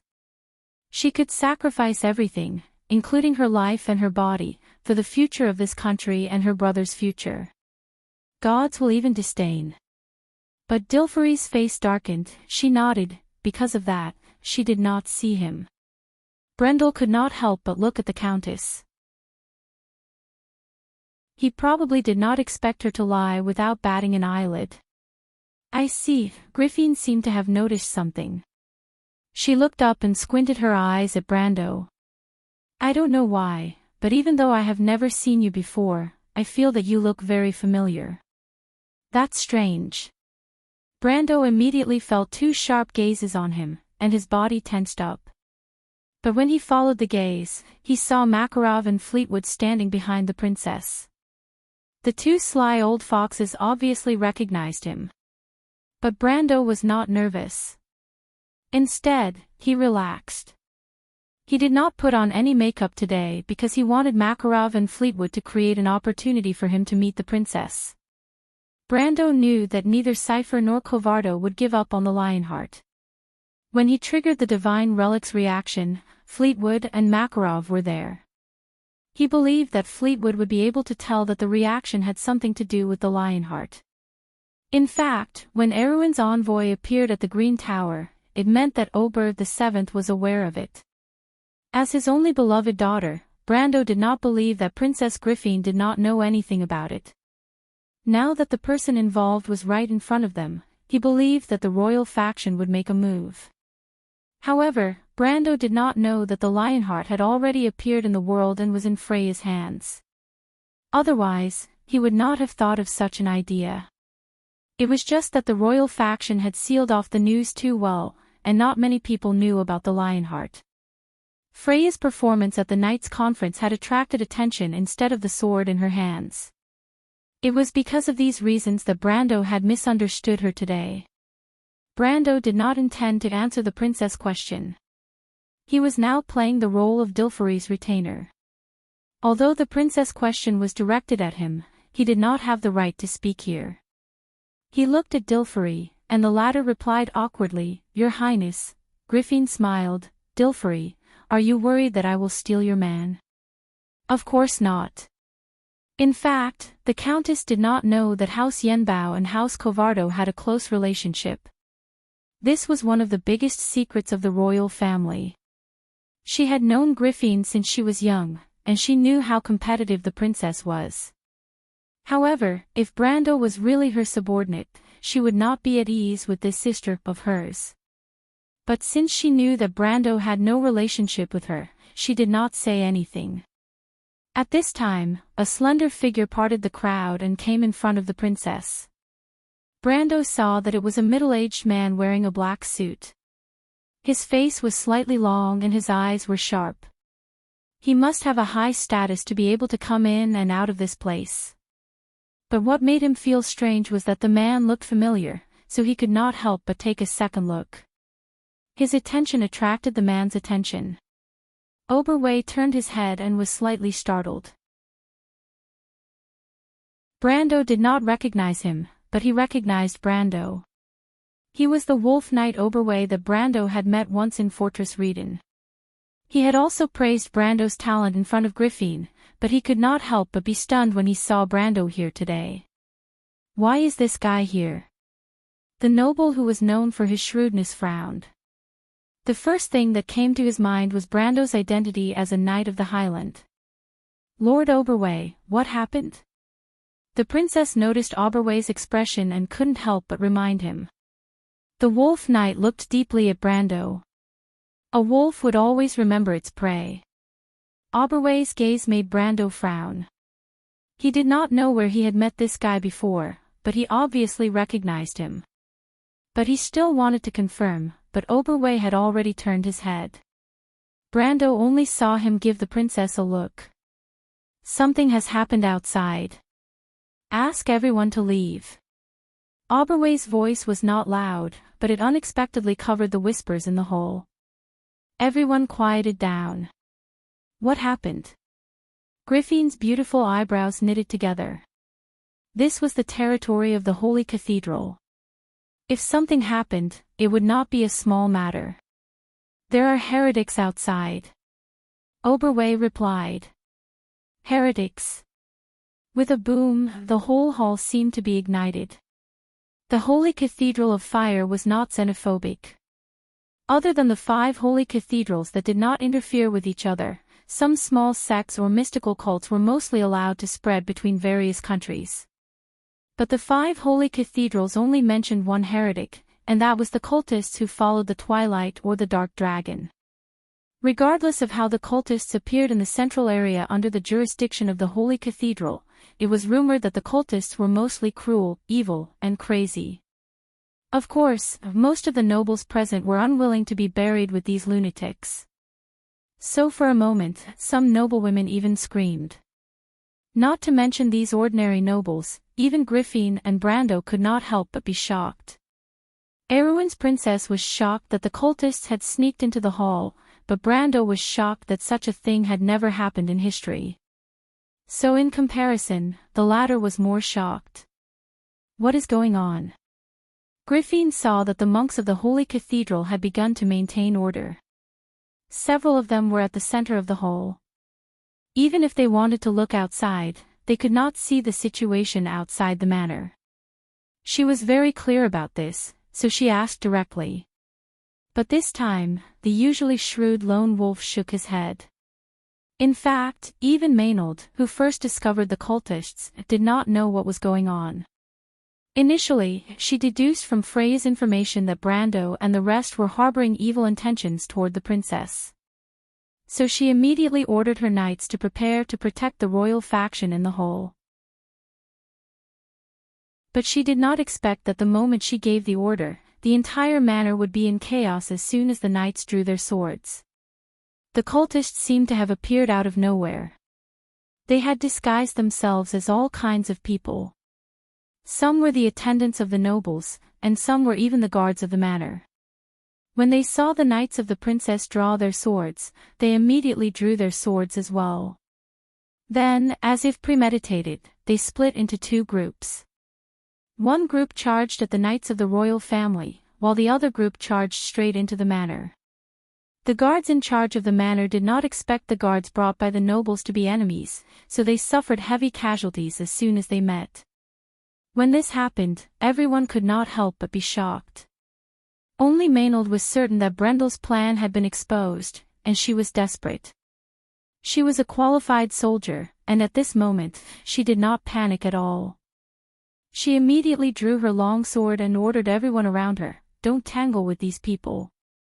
Their target is the nobles in the hall. All knights, listen up, immediately open a path and follow me." After that, she stabbed her sword into the heart of one of the cultists who pounced on her. Then, she pulled her sword back without a trace of blood on it. Her movements were so fast that the people around her did not even have time to see it clearly. At this moment, there were quite a number of noble guards present. They were just momentarily stunned by the scene in front of them. When they heard such a calm and firm command coming from the hall, they immediately reacted and pulled out their weapons to attack. It wasn't that Maynard could command these guards with the prestige of the royal family, but it was entirely because most of the nobles who were able to participate in a Rex conference were of extraordinary status. Even if one of the nobles in the hall was injured, it was a price that the servants couldn't afford to pay. After all, the cultists who stayed outside were in the minority. As more and more noble guards joined the battle, the temporary line of defense that they had built at the periphery suddenly opened up a few long gaps. But the noble guards were not happy at all. These cultists lived up to their reputation of being fierce. They would often fight back at the last moment, but not one of them fled. When they thought of how many of these fierce people had killed their way into the manor, everyone present could not help but feel depressed. Due to the strength of the holy cathedral, the nobles were ordered to leave most of the guards outside the manor. Now that the accident had happened, everyone present could not help but curse the holy cathedral of fire's despicable actions. Maynard was no exception. She frowned. Although Fleetwood was by the side of the princess, a wizard was still inferior to a warrior in close combat. Especially when the young man was a gold ranker or even had the strength of an elemental awakener. If he was close enough to the princess, Fleetwood would not be able to stop him in time. Maynard's hand gripped her long sword, and even her knuckles turned white. She just had to wait for the royal knight to break through the cultists' direction and immediately attack the manor. The black-haired female knight could not help but look around anxiously. At this time, she found Freya in a daze. Freya. Maynard seemed to have found a place to vent her anger. She was one of the few people in the royal faction who knew the true identity of the girl from Bucci.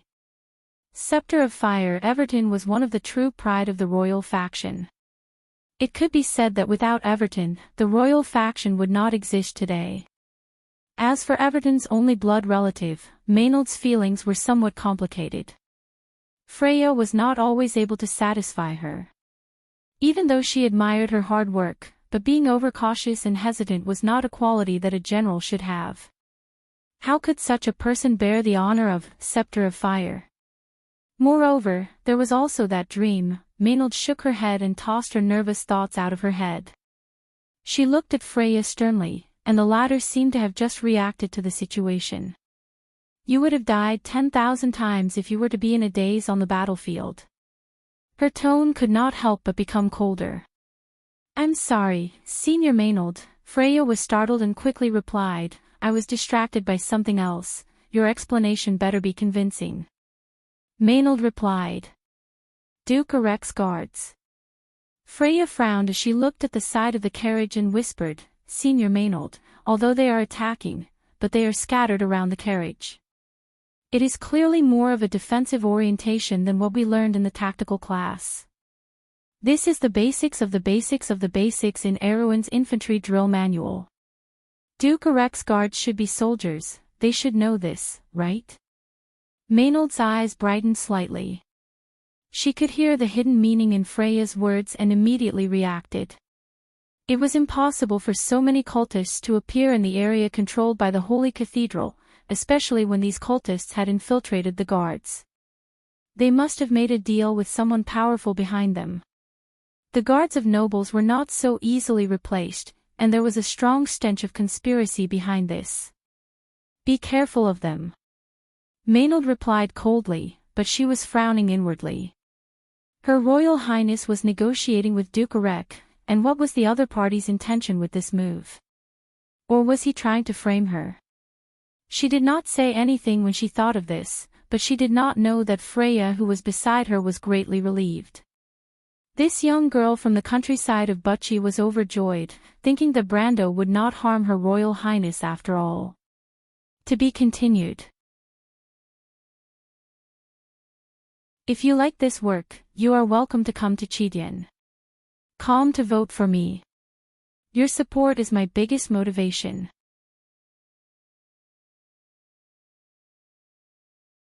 Chapter 551. Bang! A crisp sound was heard, and the arched window shattered like butterflies. The cultists swarmed into the hall. Some of them were wearing the robes of monk soldiers, while others were wearing the clothes of the nobles. Their faces were cold as steel, and the swords in their hands glinted coldly. 200 years ago, during the Age of Glory, the nobles of Awin had followed King Eric through fire and water, and all of them were skilled in archery and horse riding. But now, most of the nobles in the kingdom were living like a drunken stupor. Facing such a vicious person, they were like a collapsing wall that retreated, and for a moment, screams and roars of fear filled the air. Among the crowd, only the princess and her entourage stood firm, like a reef in the ebbing tide. The nobles still remembered the majesty of the royal family. Even if they wanted to retreat, they still avoided Princess Griffin. Erec and the other archdukes were in a similar situation, but because of this, they were particularly eye-catching in the hall. The cultists were like tigers in a flock of sheep, cutting a path through the crowd with their swords.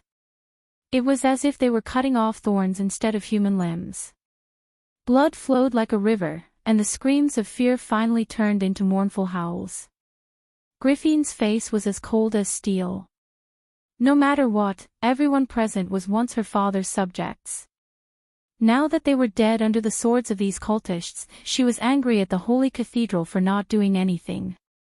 On the other hand, she gently held the hand of Wolf Knight beside her. Oberway. Your Highness. The great Taoist master of the palace raised his snow-white eyebrows and shouted before she could, I know what order you want to give, but please take back your order and quickly hide in a safe place.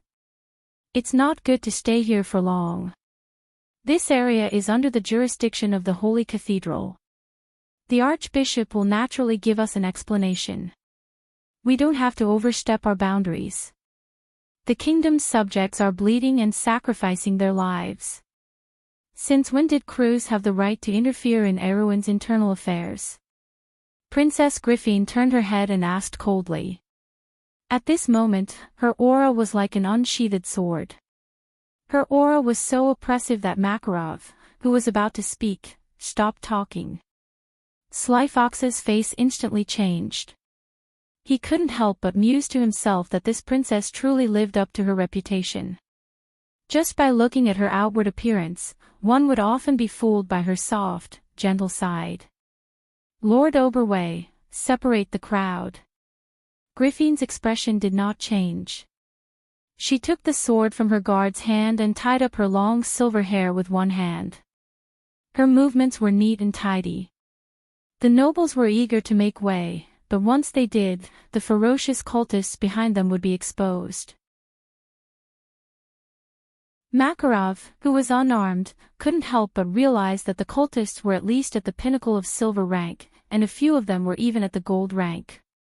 However, it was unrealistic to retreat now. Erwin's cunning fox reacted quickly and immediately roared, Oberway, take the princess away. Leave this to us. Before he could finish his words, a pitch-black, slender, and broad-bladed longsword entered his sight. Ah, where did you get that sword from? Everyone was shocked when they saw Brando pull out a sword that was half a man's height from under his cloak. Even Fleetwood, Oberway, and Makarov were not allowed to carry weapons. Yet, this guy was able to pull out such a weapon without batting an eyelid. They couldn't help but curse the security of the Holy Cathedral. Of course, they were wrong about the Holy Cathedral. Brando had inherited the dimensional space from Dark Bishop Amon. Let alone a small Halran Gaia, he could even fit a ballista into it. Brando couldn't be bothered with them. There was a familiar scent in the air. He subconsciously stood in front of Griffin and swung his sword forward. Everyone was stunned. Brando's attack was clearly aimed at the air, but before they could react, a thin metallic sound pierced through the air. The space in front of Brando suddenly distorted and turned into an assassin wearing a gray robe and holding a long sword. The assassin was also stunned. He didn't understand how he was discovered. Invisibility. Makarov's expression changed. Fleetwood remained silent. It was obvious that this wasn't an invisibility spell, but some kind of special ability. As an archmage who had stepped into the realm of elemental mastery, he had a number of detection spells. A mere invisibility spell was not enough to fool his eyes. But just now, even he didn't notice the assassin's existence. But how did this guy find out? He looked at Brando, his deep eyes filled with doubt. Of course, Brando wouldn't say that he had dealt with the assassins of the cross before. He frowned because these assassins weren't cultists, but special forces produced by a duchy near Erwin. That duchy was Cruz's vassal state. If there was anyone here who could mobilize these assassins, the biggest suspect would be the Holy Cathedral of Fire. But at the same time, his hands didn't slow down. He used both hands to deflect the assassin's weapon and swung downwards without any fancy moves. This kind of fighting style was very different from normal swordsmanship. The assassin obviously didn't expect Brando's swordsmanship to be so lacking in beauty. He didn't even have time to raise his sword and was cut in half. With a loud crash, blood and organs splattered all over the ground. The assassin's long sword also fell to the ground. It was only then that the crowd reacted. Oberway stared at Brando with sparkling eyes, while Makarov and Fleetwood gasped at the same time.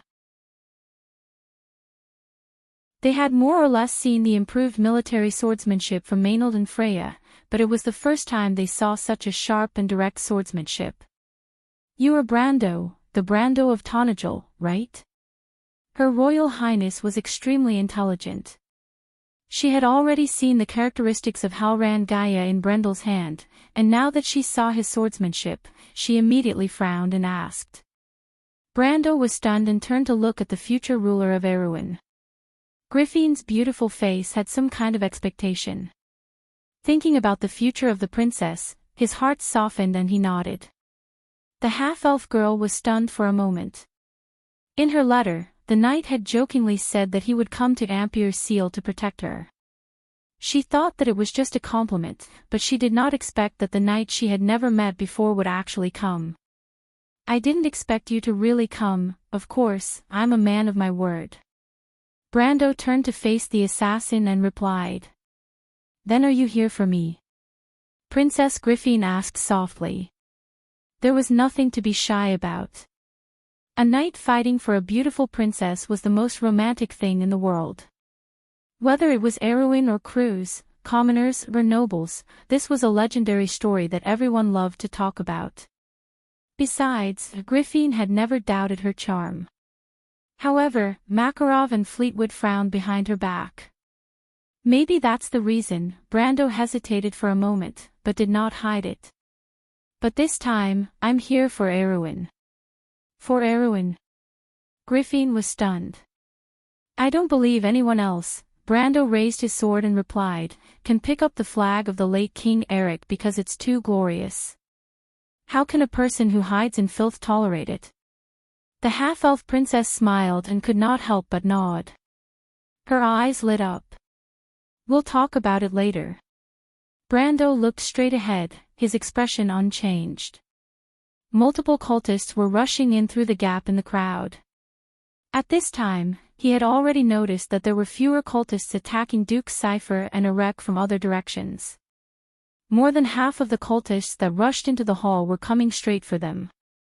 Brando knew exactly what was going on. He could not help but sneer. Luckily, he was here. If he was not, the future Princess Regent might really be in danger. Everyone knew that a royal mage's strength was weaker than a warrior's when they were not prepared. Makarov and Fleetwood were obviously not a match for these assassins with their bare hands. The enemy must have predicted that the princess would stay behind, and with today's situation, this was clearly an assassination that had been planned for a long time. Brendel's brows furrowed, and he even suspected Archbishop would as well. Brando only knew that this did not happen in the Ampere Seal Conference in history. History had changed, but he had no idea where it came from. However, he was not nervous. These cultists wanted to win with numbers, but they did not know that he was not afraid of group battles. Thinking of this, he looked at Duke Cypher and Duke Erec who were not far away. Although he did not know what was going on, it seemed that these two guys were the masterminds. Brando smiled disdainfully. "Since you want to play, I'll give you a gift." At this time, there were already 8 gold rankers among the cultists. This number was quite impressive in Erewhon's eyes. It was almost equal to half of the forces fighting for the throne. Including Oberway, no one believed that they could win. Even if Brando was included, the princess only had 3 gold rankers. "Brando, can you buy me some time? I can summon those things from that night."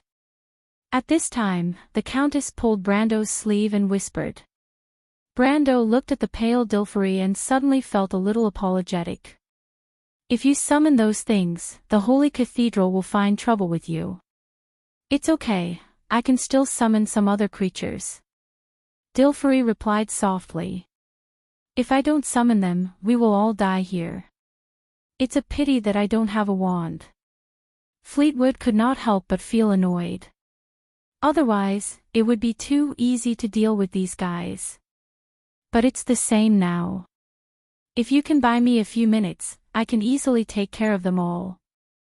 The old man could not help but secretly blame the Holy Cathedral of Fire. If it were not for the Holy Cathedral's reputation, he would not be in such a sorry state even if he did not have a wand. A few minutes is impossible. Makarov shook his head. Unless you have a weapon. He looked at Brando. Just when Brando thought that this guy was going to betray him again, the cunning fox that Erwin used to be sighed and asked, Brando, how is Scarlet? She's fine. She came this time. Brando was stunned for a moment before answering. You shouldn't have brought her here. Makarov shook his head. Forget it, I have no right to lecture you. Although we only met once, I'll leave the princess to you. Please send the princess and the countess out safely. Leave this place to me. Brando was stunned for a moment, but he suddenly understood. Makarov had his eyes on his talent. He obviously had a good impression of the royal faction, and he was also a genius who reached the Gold Realm before the age of 20. The cunning fox thought highly of his future potential and the power behind him, so he was willing to sacrifice himself to send him away. Brando did not doubt that if his talent was average, Makarov would not hesitate to use him as a scapegoat. But even so, Makarov's actions still touched him. No matter what, people with perseverance were worthy of respect. There were no cowards in the royal faction. For some reason, Brando felt like he had returned to the days when he and his friends fought side by side for Erwin. He felt his blood boiling as he smiled. Actually, you don't have to do this, Mr. Cunning Fox. Ha! Makarov was stunned. He turned around and saw two doors of light open beside Brando. Enrich, Mephistopheles, kill these guys. Brando swung Halran Gaia forward, and a transparent ripple appeared in the air. It was the power of elemental energy. Everyone sucked in a breath of cold air. Reaching the gold rank and touching the wall of elemental energy were two different concepts. In this world, only those with great talent had the opportunity to touch the elemental energy. Some people could reach the peak of the gold rank for their entire lives, but they could not even touch the slightest bit of elemental energy. However, Brando was clearly one of the few who could do it. At the same time, two silver figures stepped out from the door of light. The situation on the battlefield was instantly reversed. To be continued. If you like this work, you are welcome to come to Chidian. Come to vote for me. Your support is my biggest motivation.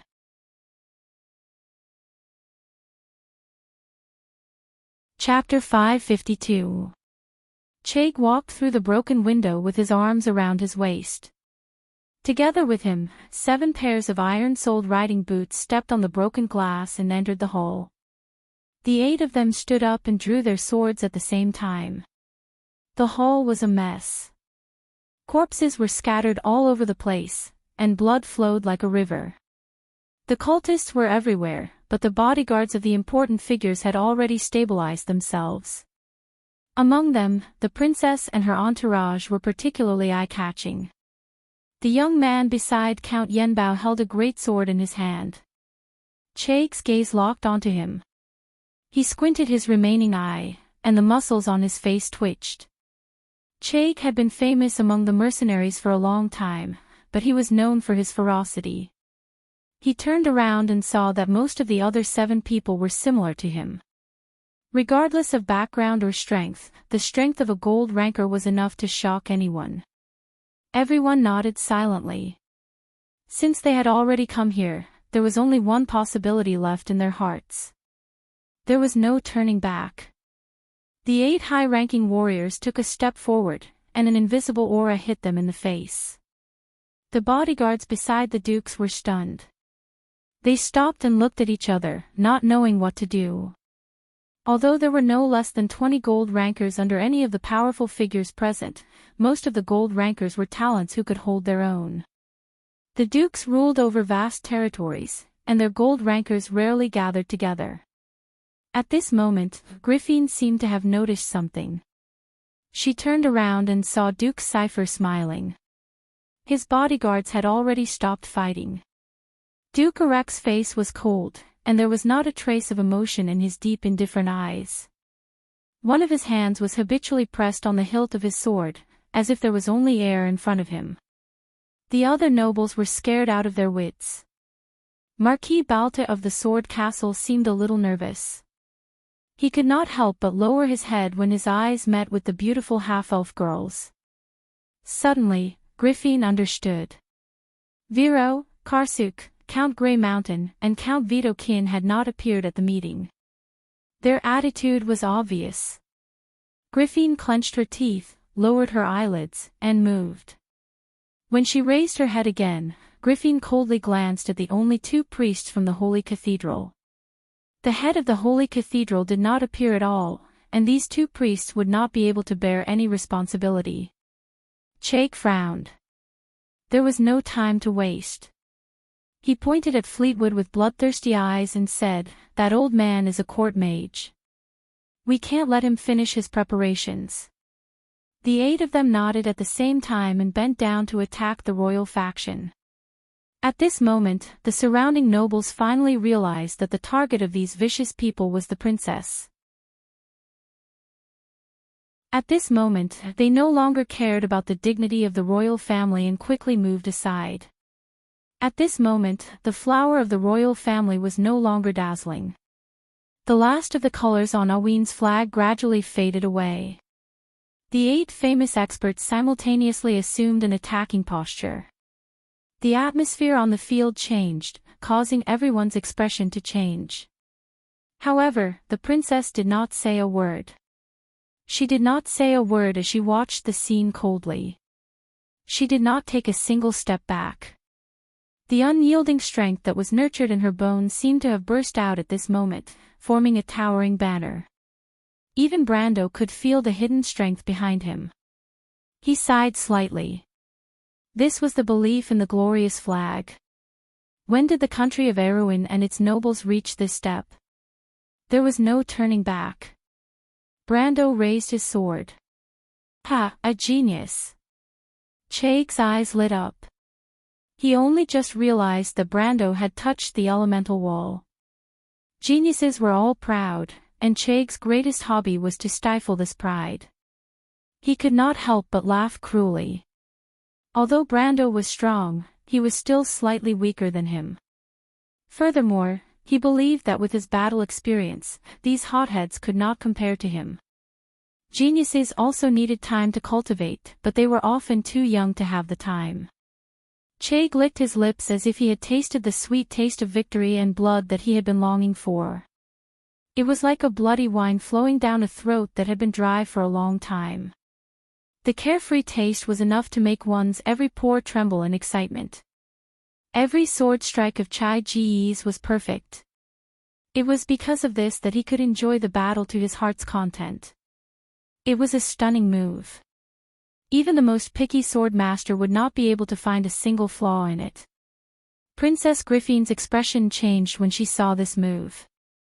She was a famous swordswoman in the royal family, but after seeing the real battle, she realized how naive she was. She may have excellent swordsmanship, but only now did she understand why her swordsmanship teacher told her that she might need to experience 1 or 2 real battles to truly stand out. That was the reason. The antelope's antlers were untraceable. Griffin's lips moved, but she did not remind Brando, because that meant that she did not trust him. "Ah, be careful." Count Yenbao, who was standing at the side, called out softly. Griffin turned her head and glanced at her former close friend. She suddenly felt a little sad.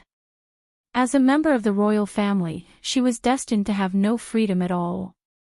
This was the so-called responsibility of the royal family. Chaig's sword was already in front of Brando's eyes. The tip of the sword flashed with a cold light, bringing with it a cold aura of death. But Brando was expressionless. He was unmoved. He raised his sword and parried the sword with the most standard move in the textbook. So rigid. When the sound of metal clashing pierced through the air, it shook everyone's eardrums. But the first thing that came to everyone's mind was this: everyone saw clearly that the young man beside Count Yenbao had used the most basic move of Erewhon's military swordsmanship. Raising the sword horizontally was the first thing that every soldier learned to protect themselves. But it was just the basics. It was like a clumsy instinctive reaction. In everyone's eyes, it was the worst response. Some people could not help but have the strange thought that this move was not worthy of Chaig's sword at all. But it did not matter. Anyone who knew a little about swordsmanship would understand that such a rigid response would at most force oneself into a dead end. A master swordsman's sword would never only have one move. Scared out of his wits. A trace of vigilance flashed in Chaig's remaining eye. Some people were called geniuses, so there must be a reason for them to be proud of them. Chaig was never careless, because his blind eye was used to prove this point.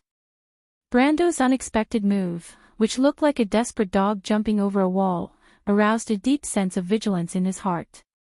He felt his heart palpitate, and instinctively wanted to withdraw his sword and retreat. But it was too late. A sword suddenly appeared on his neck, and then it pierced through his neck. The dark blade tore through his flesh, and the scarlet liquid like a line cut through the air, and then turned into a bloody mist. The Halran Gaia broke his cervical vertebra, and let Chaig's last vision look around the hole. His unwilling gaze revealed the last thought of his glorious life. How can he be so fast? There were 2 Brando in the hole. Then they disappeared one by one. Only the young man and his raised sword were left. The blade was flat and smooth, as black as ink, and the blade was shining. The whole manor was dead silent, as if the world had stopped at this moment. It made people see double, but all the fantasies eventually turned into nothingness. The soft breathing in the crowd was like ripples. Devard the eagle widened his eyes. He would always remember this sword technique, the sword technique that cut off his arm. Ah! What sword technique is that? Brando retracted his sword and turned around. No one dared to look at him. The Moon Inheritance, the head of the 3 swords, returned to the world after thousands of years. With just one look, it made people remember its shining pride forever. There were only 7 people left, and with one face, the gold rank was destined to fall. Such a scene was destined to only happen in the terrible war decades ago, and hundreds and thousands of years later. Every war that shook people's hearts, the atmosphere of the fierce battle seemed to be directed at people's hearts. People's hearts were shaken. The 7 gold rank warriors felt a chill run down their spines. They did not know how many years they had not experienced this feeling. In their eyes, Brando had turned into an ancient beast, and had coldly bared his white teeth. The battle instincts accumulated over the years made them react. The 7 of them raised their swords, and the 7 of them took a step forward. Kill him. There was no one else in the hall. They knew that this was a life and death battle, and there was only a thin line between victory and defeat. The warriors united, and there was no longer a predetermined path on the battlefield. Brando turned his head, and the 3 of them went straight behind him. On the other side, the assassins formed a concentric circle on the battlefield.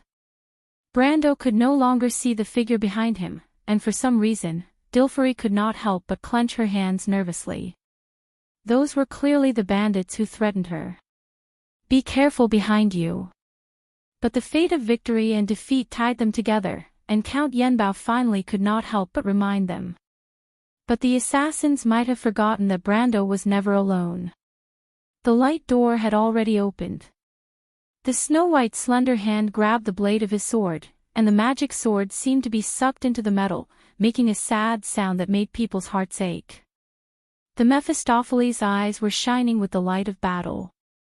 "Your opponent is me. Don't be rude to my master." It was only in front of Brendel that the vampire trap would show his docile side, while his wild side was like a raging river of blood. The assassin's expression changed. He found that his sword had turned into a pile of scrap metal in the opponent's fair and weak hand. What kind of power was this? On the other side, the vampire princess did not say a word. As soon as she appeared, she used the blood as a sword, and the bright red liquid on the battlefield that was full of corpses and flowing into a river seemed to be given a new life. The girl's face was cold as she gently raised her hand. Like a blood-red rainbow, a splash of blood rose from the ground and gathered into a machete in her hand. One on the left and one on the right, a pair of wings spread out in the blood pool. With a dragon's roar, two blood-red dragons pulled out a huge body from the blood pool. They raised their heads and stared coldly at the pitiful insects under their feet, the three assassins. Brando bounced off the sword in front of him with a clang, and still had the time to look back and see this scene. He suddenly felt a little pity for the assassins who were fighting against Enrich. Enrich was an expert in blood magic, and these pitiful insects had killed so many people that blood flowed like a river, turning the hall into her territory. She was now at her peak, and Brando knew that he might not be able to win against her, let alone at this moment. As the saying goes, the sins of heaven can be forgiven, but the sins brought on by oneself are the hardest to bear. But he still turned back and shouted, "What are you waiting for? Do you really think I can fight against 7 of you? Ah." At this time, Oberway, Makarov, and the female knight beside Dilfari finally reacted. Brando's performance was too shocking, and they had forgotten that they were still in a battle of life and death. With the addition of 5 gold rankers and Brando's terrifying strength, the situation on the battlefield finally changed. Mephistopheles dealt with his opponent first. His opponent was a strength-type swordsman, but unfortunately, humans were too weak compared to blood descendants in terms of strength. Not to mention, the speed of the vampire trap was enough to make him die 1,000 times over. After the Mephistopheles figured out his opponent's attack pattern, he directly closed in and pierced his opponent's heart with his sword. The next one to retreat was Brando. The reason why he delayed for a while was because he wanted to see through his opponent's swordsmanship. Unfortunately, he did not get what he wanted, so he had no choice but to use the 9 luminary sword art to kill his opponent in one clean blow. But among the 3 of them, the one who had the easiest time was the vampire princess. Enrich did not even have to do anything. Dozens of people, including more than 10 Silver Pinnacle experts, formed a blood dragon that suppressed the 2 assassins. After she threw a few negative black magic spells, the 2 assassins died with hatred in their hearts.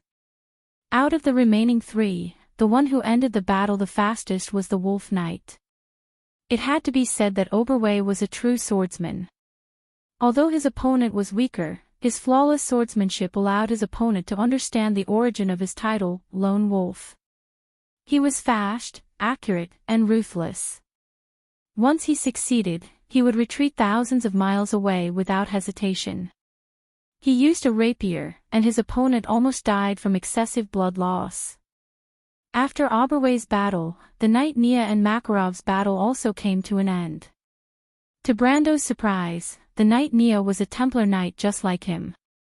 Her skills as a knight were superb. She was wearing heavy armor, and once she activated her conflicting halo, the assassin could not even get close to her. When the Mephistopheles joined the battle, the assassin could only admit defeat. Brando immediately understood why the Yenbao family chose her to be Dilfari's bodyguard. She was a super meat shield. The weakest among them was no doubt Makarov. Makarov's skills were something to be proud of among the Erewhon nobles, but he was a tactician after all. He was not good at fighting and was almost killed by his opponent. But at this time, Brando had already freed himself and blocked the opponent's attack with his sword. The assassin's expression changed as he realized that his companions were all dead. He was shocked, but he reacted quickly and retreated without hesitation. At this time, Fleetwood finally made his move. He shouted, "Freeze!" A ripple appeared in the air, and the assassin was nailed to the ground, unable to move. At this moment, the terrifying advantage of a wizard against a warrior was displayed. Although they were only one level lower, a fully prepared archmage could decide your life or death with a single word. It was completely different from a warrior's battle. A wizard's battle did not have a trace of fireworks, but victory and defeat were often decided in the blink of an eye. This was not the first time Brando cooperated with a wizard. Without hesitation, he leaped into the air and pierced his opponent's heart with his sword. Brando landed on the ground and stood up. He turned around and looked at Duke Arek. Duke Arek was slightly startled and slightly opened his squinted eyes. There was a trace of coldness in his eyes. To be continued. If you like this work, you are welcome to come to Chidian. Calm to vote for me. Your support is my biggest motivation.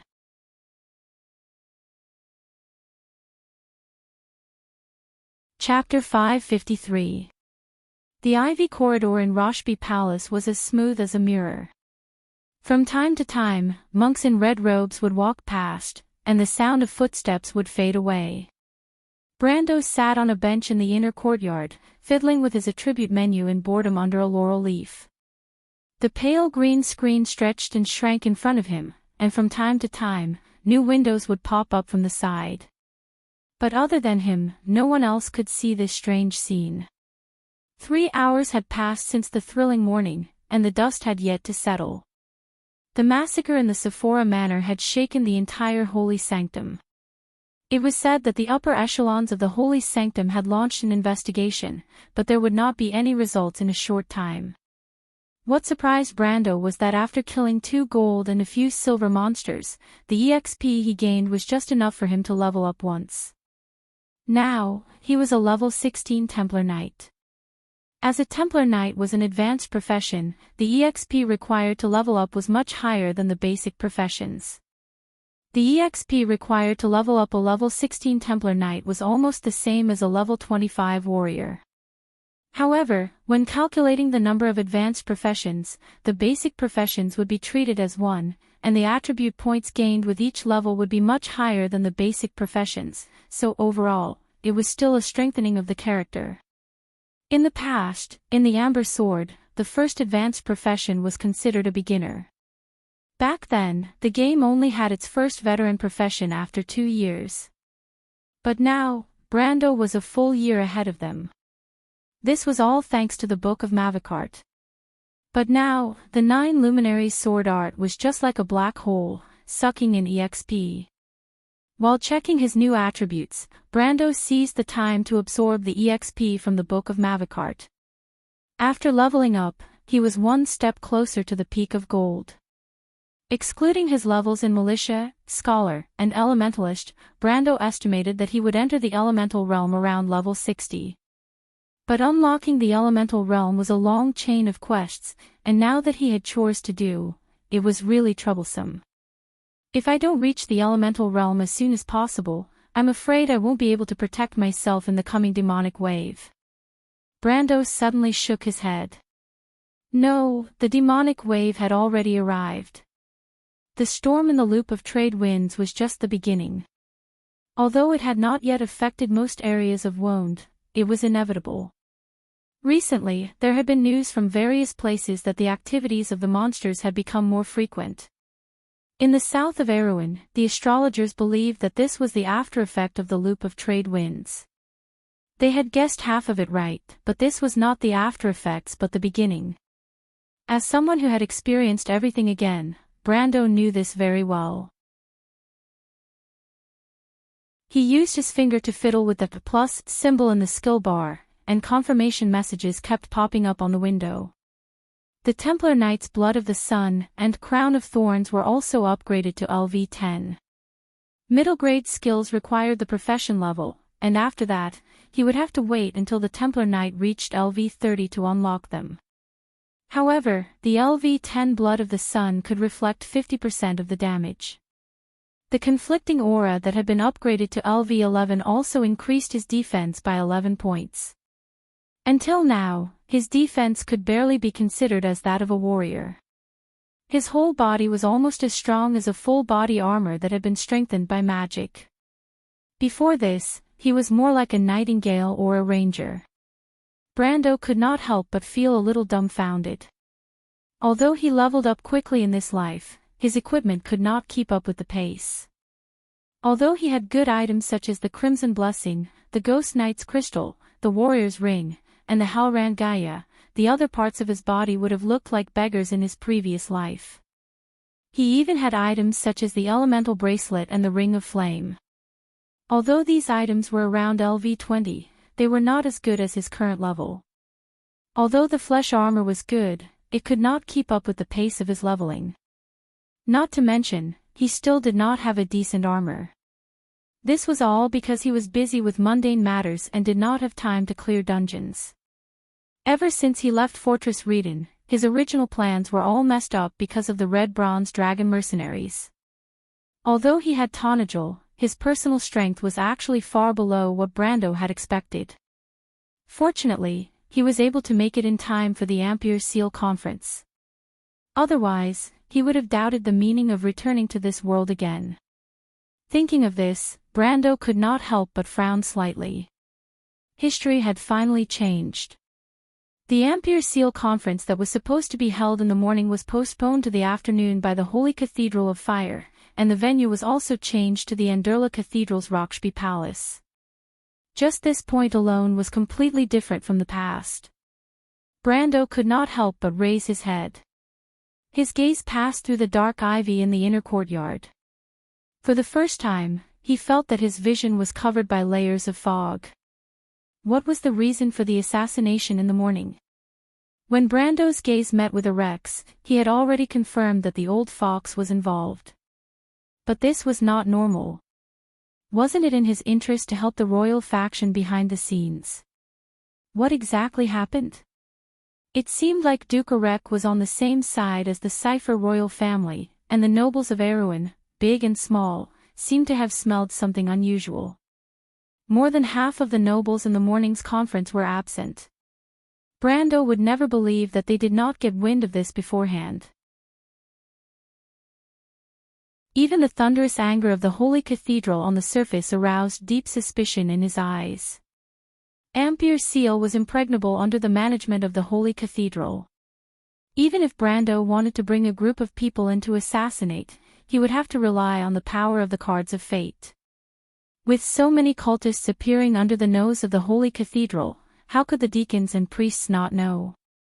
This was obviously impossible. But Brando was still not sure if the situation would be one-sided. In history, although the princess's side was weak, at least they had a lot of support. In the end, with the support of Duke Arek, they finally became the victorious side in the Civil War. But now, these people who were supposed to be on the side of the royal faction seemed to have disappeared.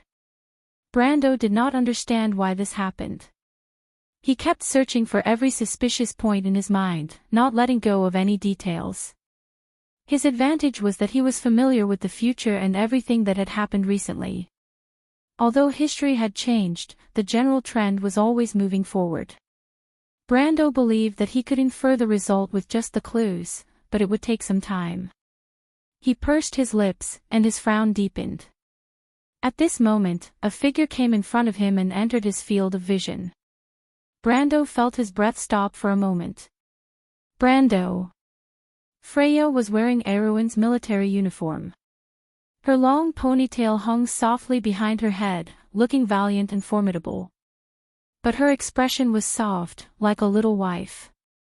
Erewhon's future Valkyrie seemed to have realized that something was wrong. She blushed and said, "Long time no see." Freya. Brando could not help but smile happily. He did not know why, but when he saw this girl from Butchie, the darkness in his heart seemed to be swept away. did you only come to see me to say this?" he asked with a faint smile. The image of the strong and unyielding Valkyrie in his heart had unknowingly faded away and became blurred. On the contrary, his first meeting with Freya in Butchie became clearer and clearer. He still remembered Freya's anxious expression when she asked him to lie down and be careful of his wound. She was obviously angry, but it was especially cute. At that time, he thought that it was the Valkyrie, but now it seemed that it was Freya, and nothing more. "You." When Freya saw Brando's expression, she could not help but feel a little angry again, even though she was clearly looking forward to it. The princess sent her to see Brando to pass on a message, but Freya could also see that the princess obviously knew about her relationship with Brando. She was still a little nervous, and did not know how those important people saw through it. "Brando, why are you here?" "You forgot, Freya, I was the one who asked you to get close to Princess Griffin." Brando replied. "Yes." Freya remembered. Because she was angry, her nervousness subsided a little. "Because you said that only by going to the Royal Knight Academy can I help myself and everyone in Butchie. But Butchie has now been occupied by Madara. Brando, do you want to start a war?" Brando shook his head. He raised his head, his gaze still penetrating the ivy outside the courtyard, looking at the darkness behind him, and asked, "Freya, you are no longer the Freya of Butchie. What do you think of Erwin? What do you think of the princess?" Freya was silent for a moment. She did not say a word, and quietly sat down beside Brando. She combed her long ponytail, and replied softly, "To be honest, Brando, I never thought that our country would be in so much danger. When I was under Captain Martin, I always thought that the kingdom might have some problems, but it was still very strong. At that time, life was so peaceful, as if war was so far away.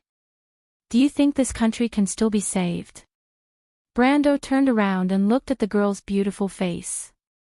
"I don't know, but I will live and die with it." "Is this what you learned in the Royal Knight Academy?" "A little. But I feel that these feelings have always been hidden in my heart, just that I couldn't understand them before. Brando, I actually want to thank you. It was you who made me decide to go to the Royal Knight Academy. Now I know that this is the most precious experience of my life. I feel that it may have changed my life." Freya thought for a moment and replied seriously. Brando smiled. However, the feeling in her heart was indescribable. In the end, she still came to this point. The future goddess of war was sitting right beside her. She had already recognized her true nature. She was born to be that kind of person. She was like the sun, burning until the last ray of light was extinguished.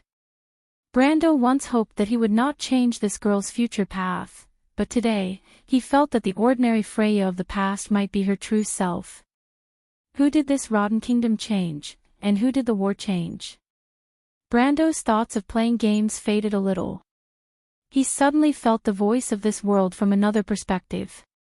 To everyone, history and the future were like a kind of unchanging fate. It was so heavy that it made people bear the burden of faith and glory, and bet their lives to change everything. "What do you think of the princess?" Brando asked again.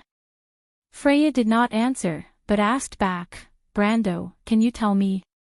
How did you know that the princess would stand out from the nobles of Erwin? So, you agree with the princess ideals?" "Sly, I asked first." Freya stared at Brando, and asked angrily, "Brando, are you a member of the royal faction?" Brando was stunned, but he sighed in his heart. This girl from the countryside of Butchie had already grown up. Although she was still the same Freya, she had gained a lot of knowledge, and even knew about the royal faction. But he shook his head. "You know, I am a Highland Knight, and Highland Knights have never had any dealings with the royal faction." The girl was slightly stunned, and then nodded. She remembered that Brando used to talk to her like this, but at that time, she did not understand what he meant by royal faction, Highland Knight, and Wizard of the High Tower. Freya blushed a little, and at that time, she still foolishly thought that Brando was a noble. Although this despicable guy was indeed a noble. For a moment, the two of them were immersed in their memories. They remembered the starry sky of Bucci, remembered Johnson who almost died in the hands of the Lich, remembered the mountain path, remembered the golden tree, remembered the prison in Fortress Reedon, remembered the battle under the night sky and the burning city. Fate was like a strange line, and because of a change in a certain point, there was an unimaginable twist. After a long time, Freya asked, "Is the Roman all right? You didn't bully her, right?" "I'm fine as long as she doesn't bully me," Brando replied. The girl could not help but laugh, and it seemed like that was indeed the case. Then she said, "The princess wants to see you, Brando." "Yes." Brando nodded. To be continued. If you like this work, you are welcome to come to Chidien. Calm to vote for me.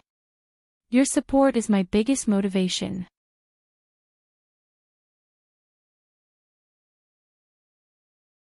Chapter 554. Marquis Joachim stood in the dark, watching Brando and Freya leave the inner court in confusion. Who is that woman? She seems to be the knight of Her Royal Highness, my lord.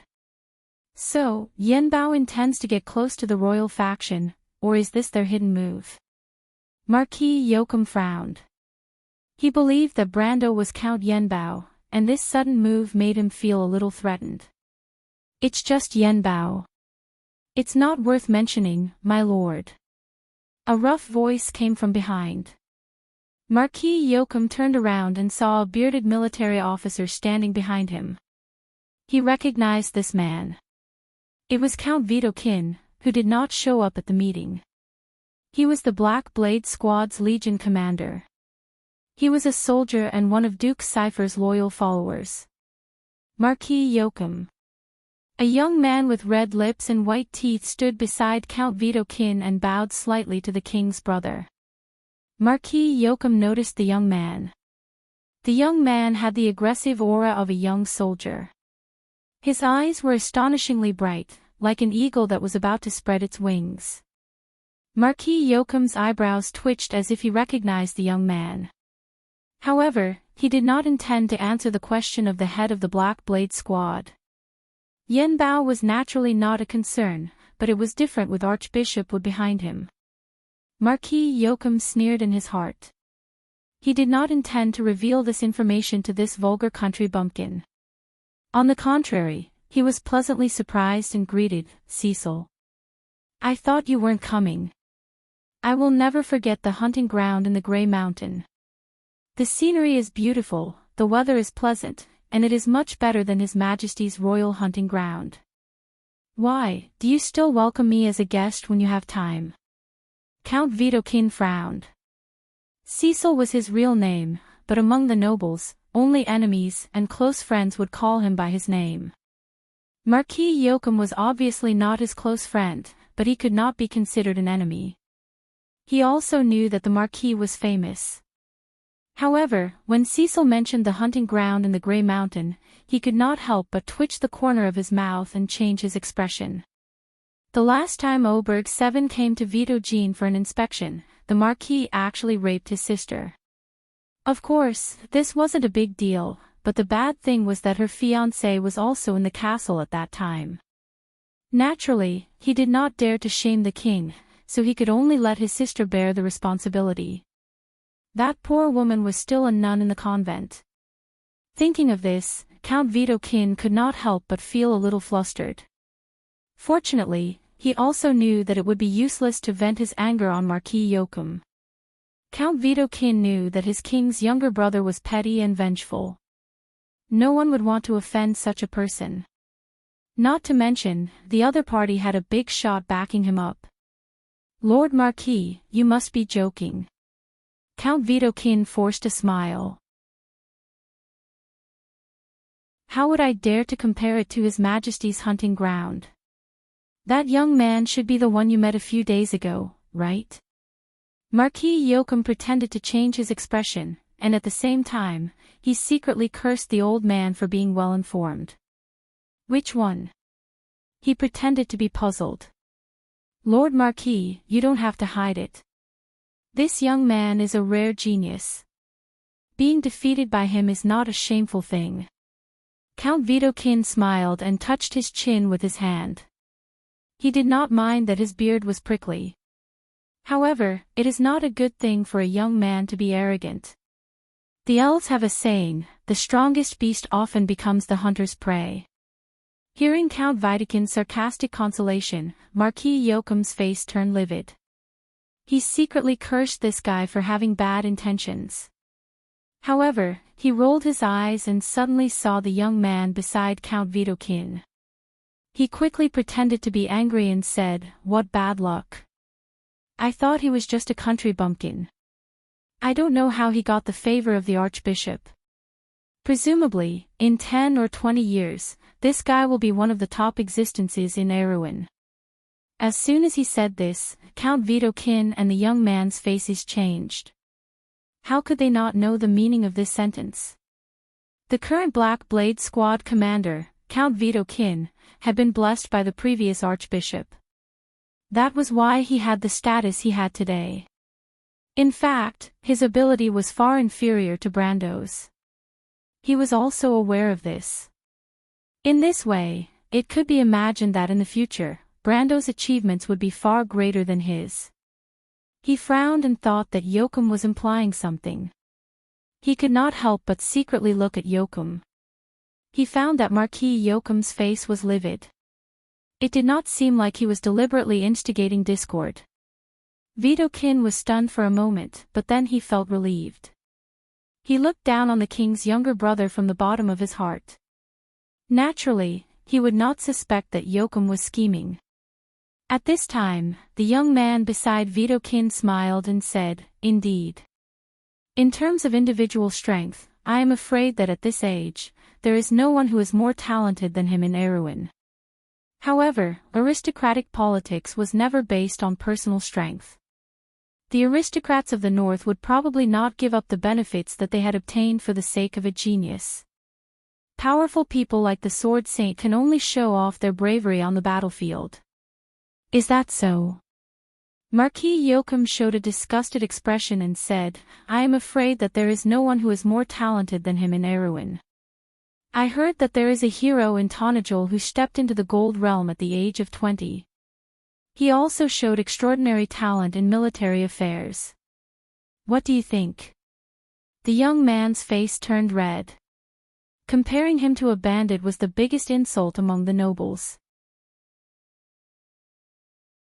If Count Widukind had not warned him in advance that Joachim was always fearless with his words, and that the difference in status between the two was too great, there would have been an internal duel before Duke Cypher could even attack the royal faction.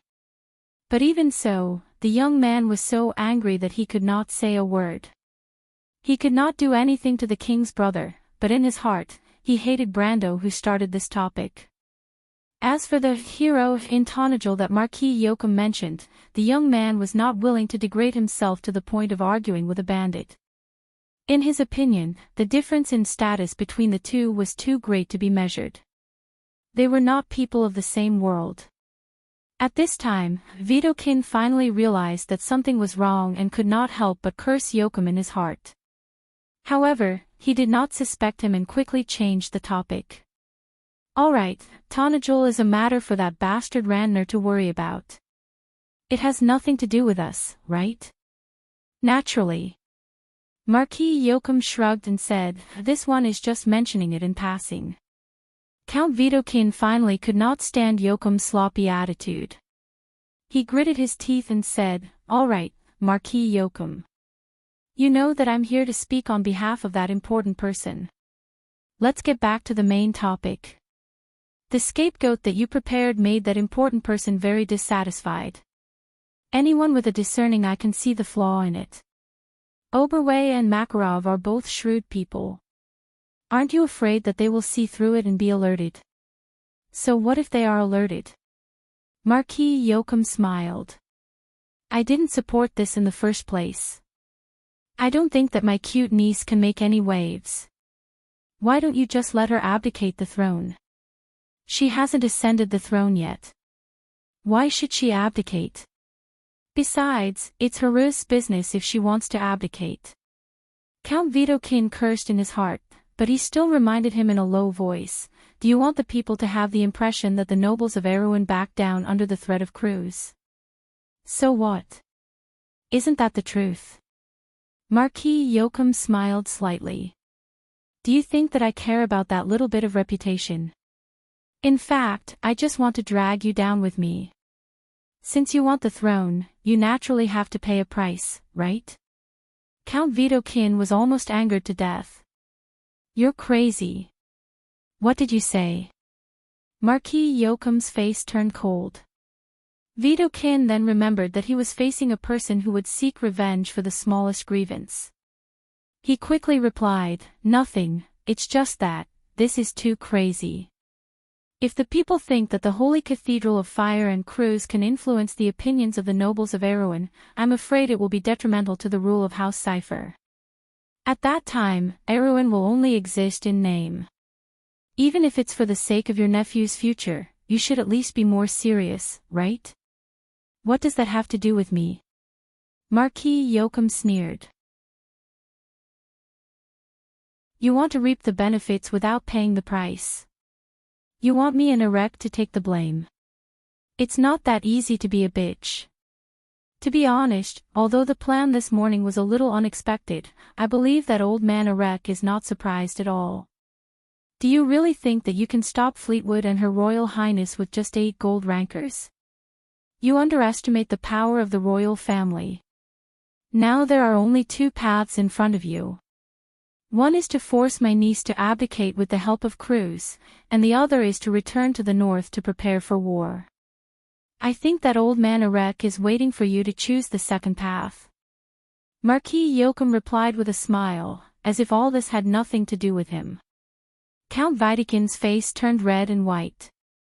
He couldn't even ignore the fact that Marquis Joachim had called him a bitch. His back was drenched in cold sweat. After a while, he raised his head and looked deeply at Marquis Joachim. So that's what you think. Is this what you want to say to that big shot? I understand. Marquis Joachim shrugged. Do you think that I'm as afraid of Cruz as you are? Like a mouse that sees a cat. That's true. Marquis Joachim is naturally not afraid of anything. Count Vidokin spat out these words and then left the inner court. But as soon as he turned around, the smile on Marquis Joachim's face turned cold. He rubbed his slender fingers, and the killing intent in his eyes was unrestrained. Marquis Joachim, do you know that young man? At this time, the attendant beside him whispered. That should be Vidokin's designated successor. I happen to know him. He fought a few beautiful battles with the Lion Beast men. He is perfect and is also a genius. If there is no accident, the next leader of the Black Blade Corps will fall on his head. What a lucky man. Marquis Joachim smiled. If there is no accident. The black tea in the white porcelain teacup had completely cooled down and solidified into the color of agate. There were only a few people in the splendidly decorated study. Soft light shone through the floor-to-ceiling window onto the carpet. The light separated the people in the room into 2 sides. One side was Brando and Freya, and the other side was the quiet princess.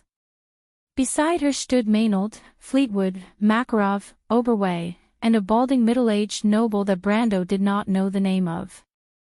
Erewhon's future little king, the young man named Haruz, stood beside the middle-aged noble.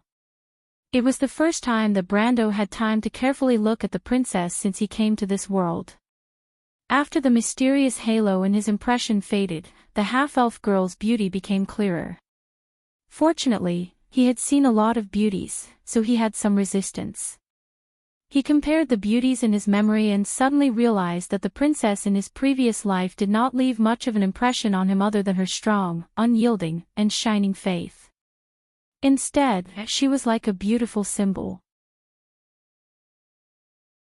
But the one in front of him was obviously much more genuine. If Brando had to give an evaluation, then she was just a beautiful half-elf girl. Her silver curly hair shone under the afternoon sun, and her slender shoulders seemed to be wrapped in a soft halo. But there was a trace of undetectable distress between her eyebrows. This girl who was supposed to be in the prime of her life was obviously carrying too many things. At least, as half of the soul of a modern person, Brando could not understand how a girl of her age could understand the dirtiest and darkest side of the political struggle and voluntarily participate in it. Brando had seen some analysis topics on the forum, and one of them was about the princess's memoirs. She saw herself as a commodity and accepted the high honor of being the princess of Erewhon. In the eyes of others, it was an honor, but in her eyes, it was a responsibility. Brando did not have close contact with the princess in his previous life. His senior once said that she was a silly child. He could not help but look curiously at the shrewd girl. Was she really stupid? In reality, Brando had always kept a respectful distance from such people. But here, he felt an inexplicable attraction, like a moth drawn to a flame.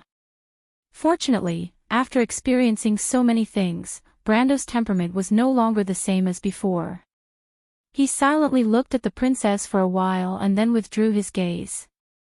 In fact, Brando did not think that the royal faction, including the current princess, had made the right choice.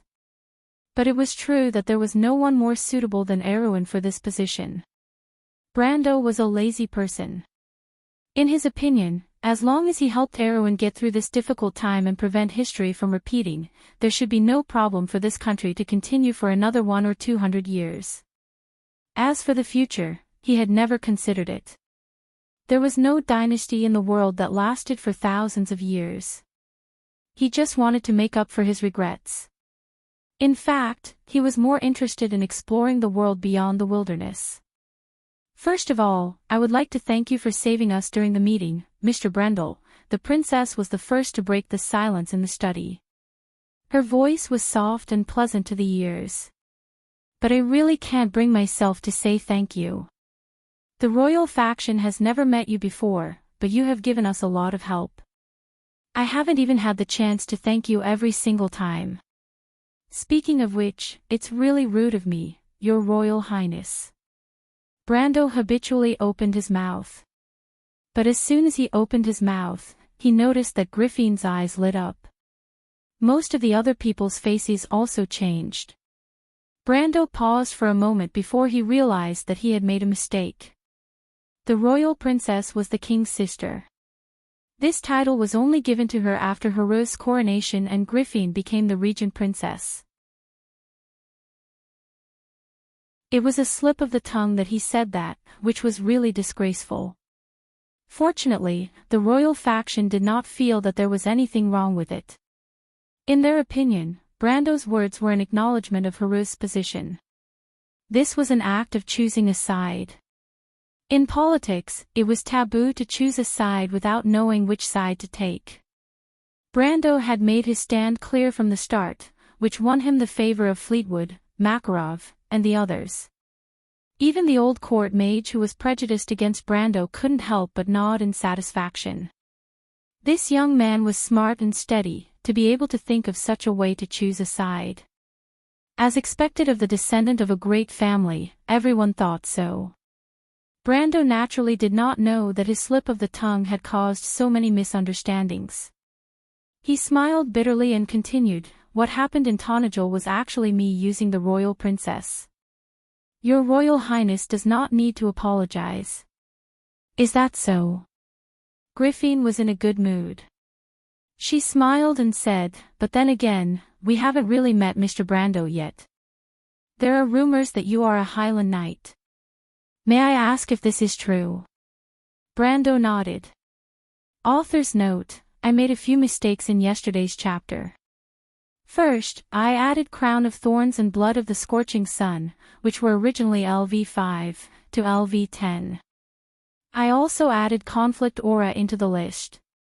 Conflict Aura was added to LV10 in chapter 274. Also, the unlocked level for mid-tier skills was LV30 instead of LV25. The second mistake was that I accidentally changed Jonathan from almost dying to a necromancer to Jonathan being killed by a necromancer. Damn, I can't believe Jonathan would come to me with a face full of blood and say that I died a horrible death. I immediately kneeled down to Jonathan. Also, there is a prerequisite for the experience gained from killing people. That is, these people are disguised as cultists. In fact, you should know from the previous chapters that cultists like the disciples of the Black Flames who believe in chaos are seen as monsters. In short, you can just treat them as if they are not humans. Instead of staying in the Order faction, they chose to join the Twilight Dragon. This is the worst kind of evil that can't be escaped from. As for the compensation for yesterday's mistake, can I roll around and act cute? To be continued. If you like this work, you are welcome to come to Chidian. Come to vote for me. Your support is my greatest motivation.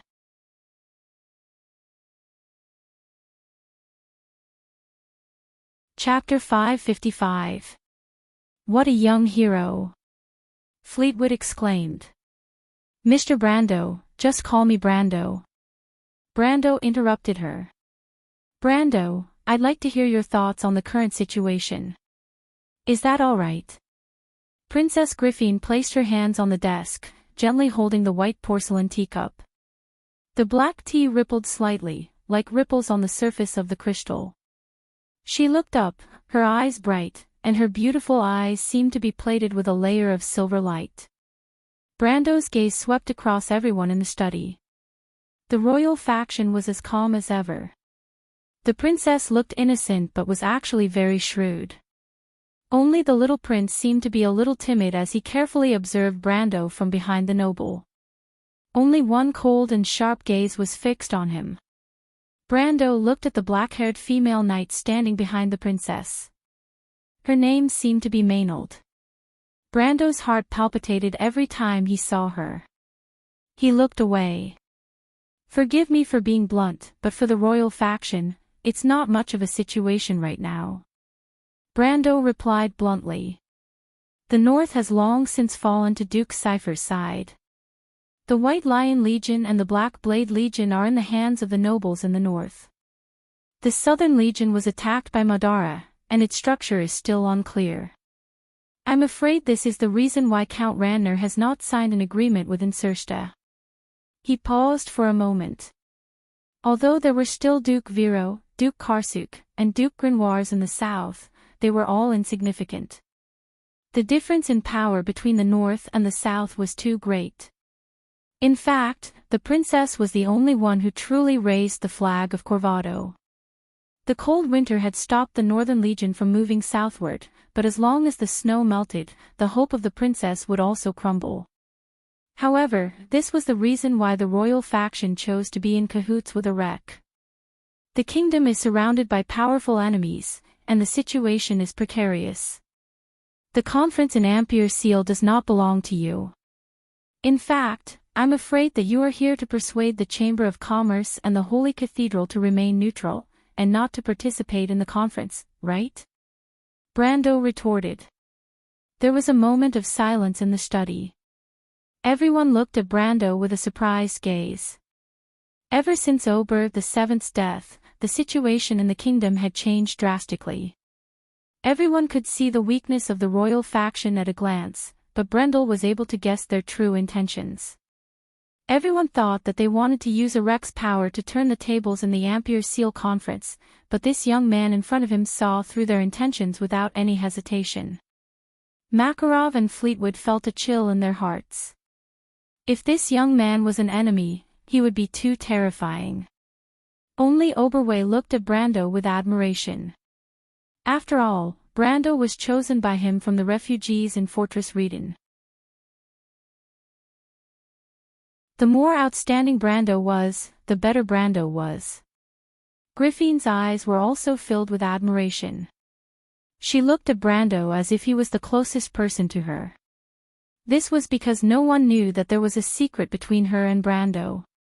When the half-elf girl first replied to Brando's letter, she was influenced by the story Oberway told her. She also had a yearning for the romance of a knight. Coupled with the fact that the royal faction was in a precarious situation at the time, or perhaps it was because she wanted to use a lot of money to buy a horse's bones, she secretly appointed Brando as her knight.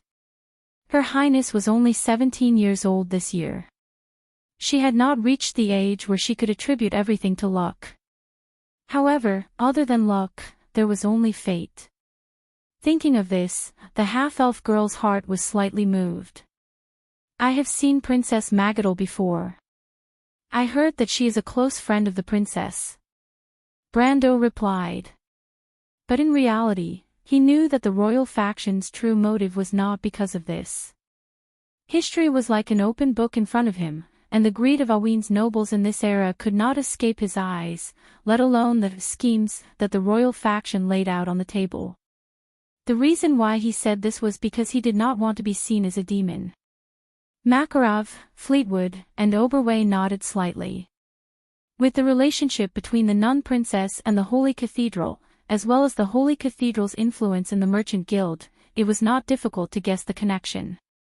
However, when everyone's attention was on the meeting of the nobles, this young man's eyes did not miss out on the details around him.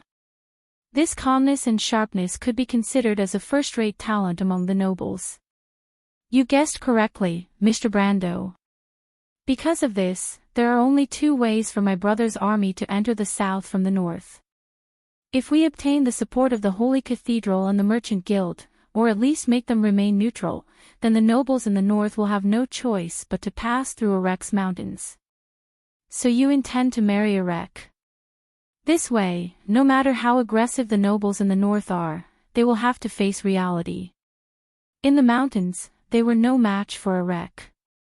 As a result, Viro, Grimoires, and Karsuk, whose safety was assured, would naturally be tied to the royal faction, or rather, to Erec's chariot, when they were assured of their safety.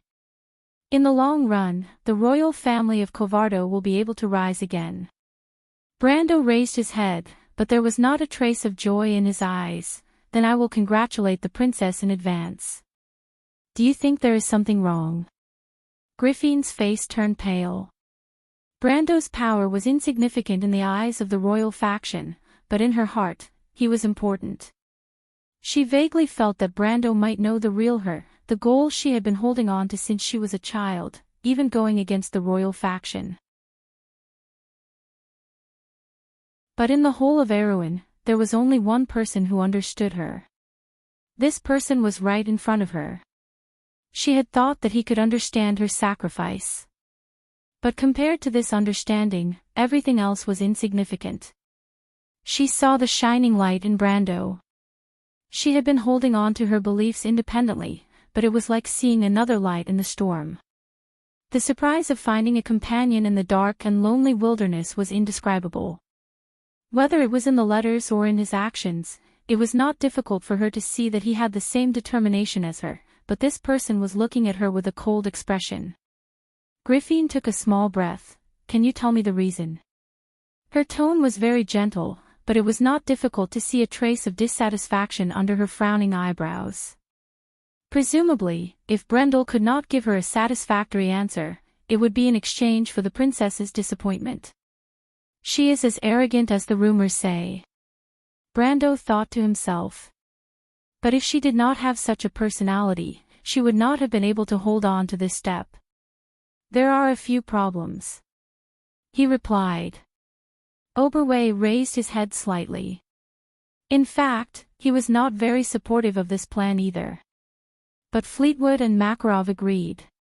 Fleetwood had great influence in the royal faction, and was the only elemental ranker in the royal faction. On the other hand, Makarov also represented the opinion of his allies, and he could not object. First, the war between the Holy Cathedral of Fire and the Holy Cathedral of Earth is imminent.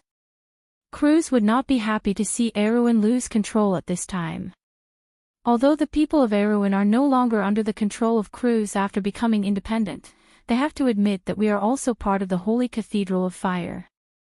Brando replied, at this time, although the Holy Cathedral cannot openly interfere in the kingdom's internal affairs, they can still open the door for the nobles in the north. After all, in the eyes of outsiders, the north is much stronger than the south, and the fastest way to end the war is to let the north win as soon as possible. It's impossible that we haven't considered this, young man, Fleetwood finally spoke. Brendel's suspicion towards him had completely erased his good impression of him. But if Duke Erech joins forces with the royal faction, it won't be easy for the northern barbarians to win. If the Holy Cathedral interferes, it will only lead to an even larger civil war. Furthermore, the Lion Beast men have yet to prepare their rations, and the war between the Holy Cathedral of Fire and the Holy Cathedral of Earth is even more ridiculous. Brando did not say anything because he knew that this was history. In history, the royal faction had turned the tables just like that. But he had a real reason, but it was difficult to say it out loud. Could he say that Erech was up to no good? The problem was that the royal faction was not stupid. They naturally knew that Erech was up to no good. The princess was trying to pull chestnuts out of the fire. She thought that she could succeed. But history proved that she had failed.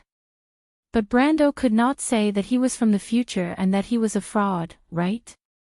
He was silent for a while, and the disappointment on the princess' face grew. She clenched her fists imperceptibly, and for a moment, she even hoped that Brendel could prove her wrong. The 17-year-old princess had been unable to sleep for the past few weeks. She knew that she was walking on a tightrope, but she convinced herself that she had to do it. The study fell into silence for a while. Freya was a little uneasy. Although she was much more knowledgeable than before, she still did not understand a single word of the debate between Brando and the royal faction. The girl from Butchie was even a little annoyed. She thought that this annoying guy only knew how to cause trouble. Even if he did not agree with her, he should not have said it in front of her. At the end of the day, she was still on Brando's side. Compared to the life and death of the royal faction, she was more concerned about Brando's safety. Oberway and Makarov felt that the atmosphere was a little strange, but they could not help but feel dissatisfied with Brando. They felt that this young man was exaggerating and was even being an alarmist.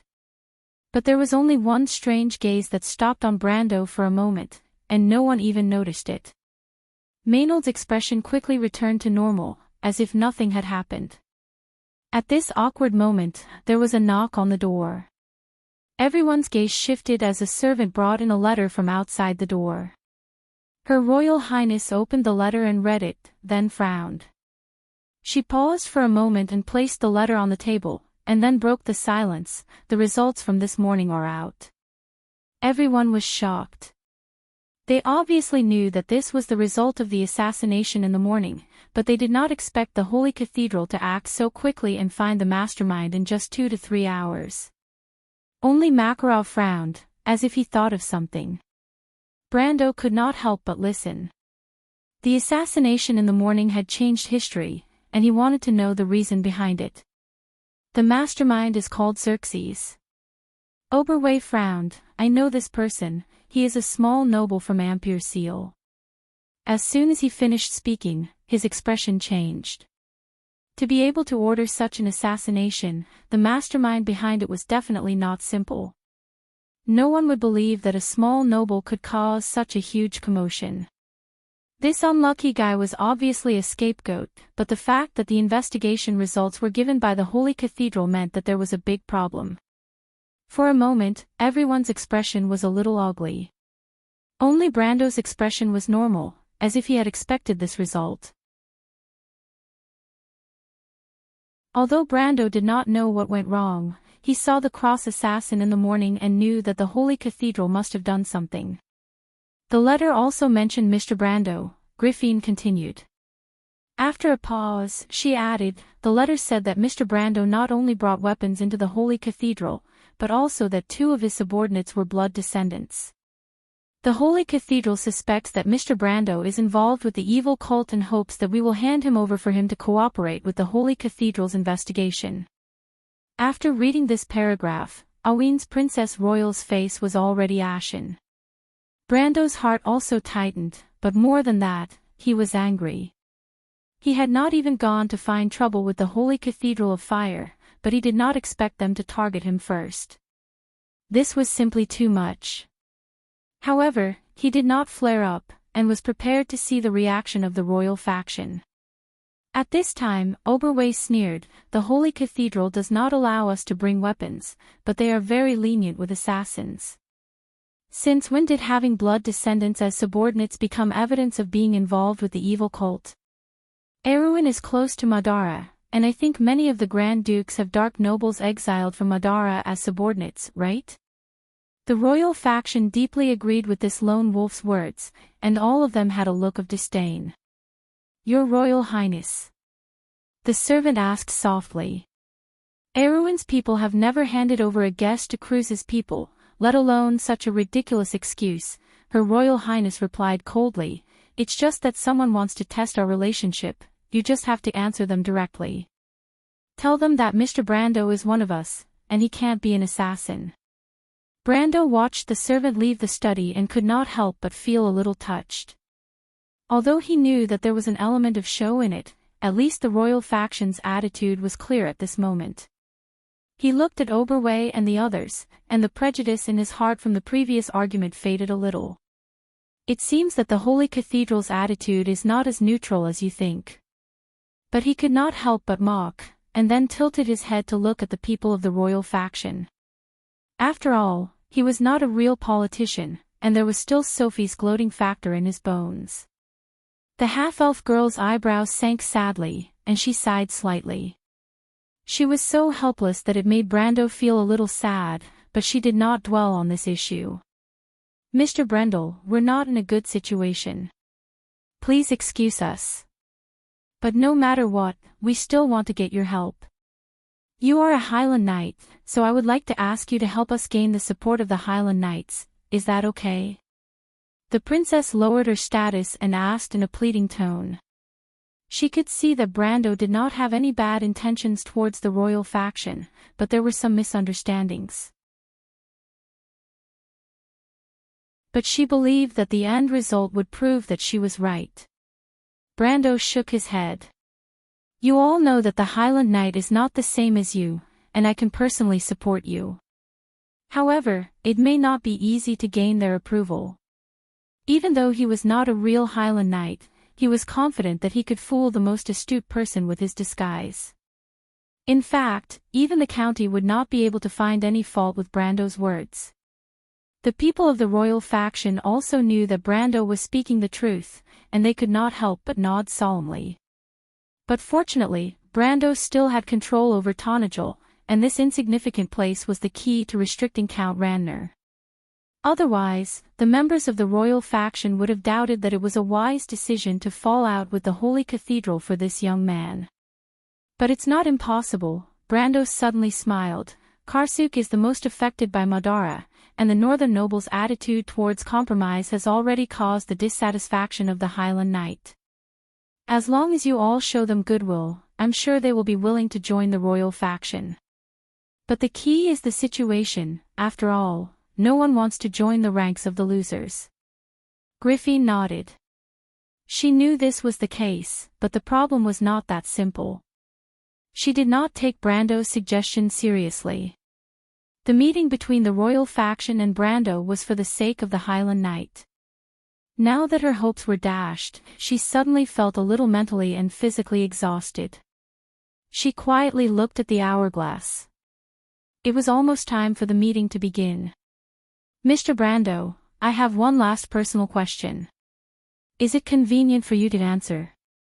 Griffin looked up at Brando and asked. Brando nodded. "You and Yenbao." She had always been concerned about this question. Even though she did not think that Brando was Dilferi's retainer, at least Yenbao had not joined the royal faction yet. If he was a retainer, Brando's actions were clearly out of line. Besides, she also thought that Brando should be her knight. But what she cared about was the relationship between Brando and the young lady of the Yenbao family. With her shrewdness, she could not imagine how great it would be if she could pull Yenbao into her camp. No, actually I have nothing to do with the Earl. In fact, it's the opposite. In fact, I only forced her to bring me into the meeting. Brando smiled and answered truthfully. Everyone was stunned. Although it's a little rude to say this, the invitation to the meeting was only sent to Duke Karsuk. As a small Highland knight, you have no right to enter the Sephora Manor. I think you can understand the difficulties of a young person like me. Brando shook his head and added. The people of the royal faction finally reacted. For a moment, they could not help but look at Brando with a strange expression. This guy had the guts to kidnap and threaten a noble under the nose of the Holy Cathedral. If it were not for the fact that they knew that it was unlikely, they would have suspected that the assassins in the morning were related to this young man. Princess Griffin smiled slightly. She did not believe Brando's words at all. The reason was simple. She and Dilferi were good friends, and in the morning, anyone could see that the Countess was obviously concerned about Brando. Would the person who was kidnapped care about the kidnapper? Perhaps it was possible, but definitely not in that kind of situation. However, she did not intend to expose Brando's clumsy lie. Instead, she smiled and said, "Extraordinary people do extraordinary things. Your actions in Tonajul have already taught us a vivid lesson. I didn't expect that you would give us another surprise when we just arrived in Ampere Seal. But Dilferi is a little too pitiful. Mr. Brando does not know how to be gentle with a woman at all." After being reminded by Princess Griffin, Brando remembered the resentful look in the Countess' eyes. He could not help but sweat. This was not intentional. He thought to himself that he did not know beforehand that the Countess was a soft girl. But at the same time, he sighed slightly. Looking at Princess Griffin's calm face, Brando knew that his persuasion had failed. Although he did not have much hope in the first place, he was after all an outsider compared to the royal faction. If the princess changed her mind because of a few words from him, then he would have to wonder if this half-elf girl was a fake. Thinking of this, Brando could only prepare for the next step. But vaguely, he had a bad premonition. The attitude of the Holy Cathedral not only stunned the princess and her party, but also greatly exceeded his expectations. Archbishop Wood's promise was still in his ears. He did not expect the Holy Cathedral of Fire to go back on their words so quickly. There must be something wrong. P.S. Yesterday, I saw the comments section saying that it was too late to update an hour earlier. I'll try to update an hour earlier tomorrow. To be continued. If you like this work, you are welcome to come to Chidian. Calm to vote for me. Your support is my biggest motivation.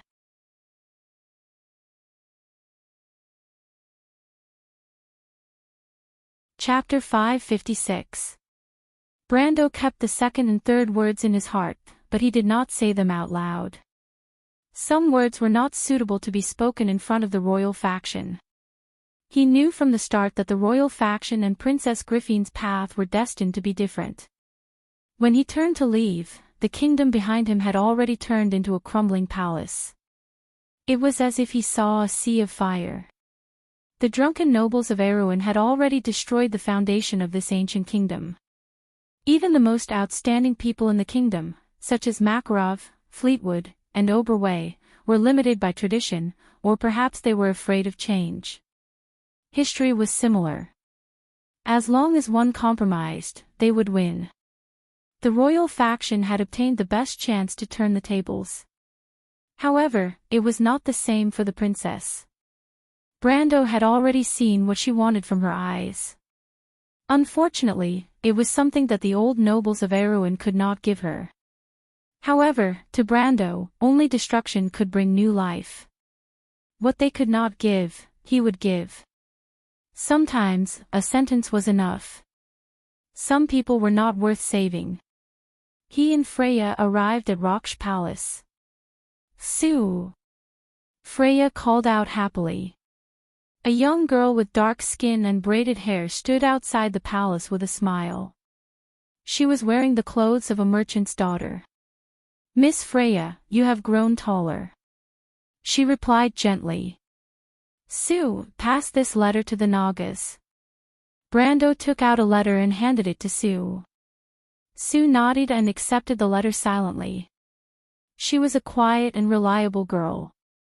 Brando had always been at ease with this daughter of the copper dragon Redo. "Nagas?" Freya turned around and asked in surprise. "Brando, I heard that the Nagas were pirates who roamed the shining sea. I didn't know that you even knew them." Brando could not help but laugh and teased her. "I know a lot of people, but you don't know most of them." "Humph, damned aristocrat." Freya gritted her teeth. Sue looked at the two of them and could not help but shake her head. She kept the letter properly. This letter represented the collapse of the negotiations. As the daughter of a bartender, she did not care about the future of the kingdom. However, that did not mean that Freya could remain indifferent.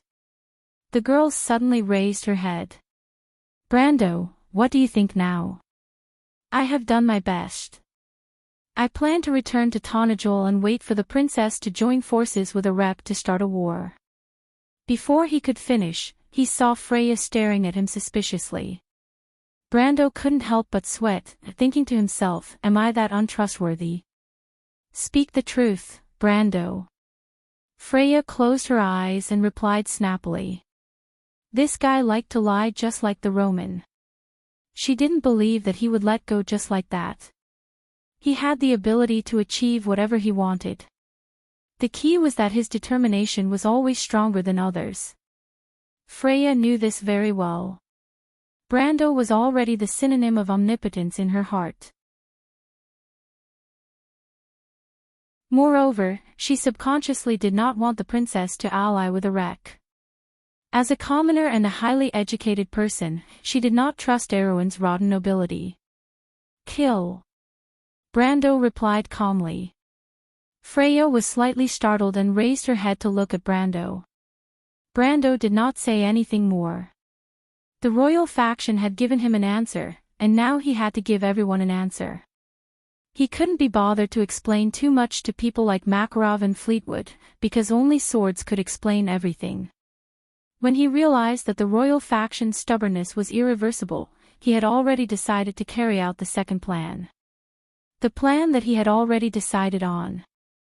He would use force to interfere with the peace talks in Ampere Seal and start a war with his own hands. Then, the kingdom would be plunged into a great war. The flames would burn everything, and the old would be reduced to ashes. Only those who could withstand the test would be able to survive. Brando had personally participated in this war. It had a name, Erwin's Civil War. At this moment, a melodious bell rang above the harbor. Brando turned around and saw that the Ampere Seal conference had already begun. In history, this meeting lasted for 7 days. The nobles argued and argued endlessly in the meeting, refusing to give up an inch of land. Then, they used a completely different result to draw a perfect end to the peace talks, war. The nobles were just that ridiculous. Brando. Brando heard a voice calling him. He thought it was Orthless. He had previously discussed the situation in Erwin with this wind elf lady who was like his teacher. But when Brando turned around, he saw Dilfari standing in the Rockshby Palace. Count Yenbao was dressed in formal attire, and behind her stood the knight Nia. It seemed like they were preparing to attend the conference.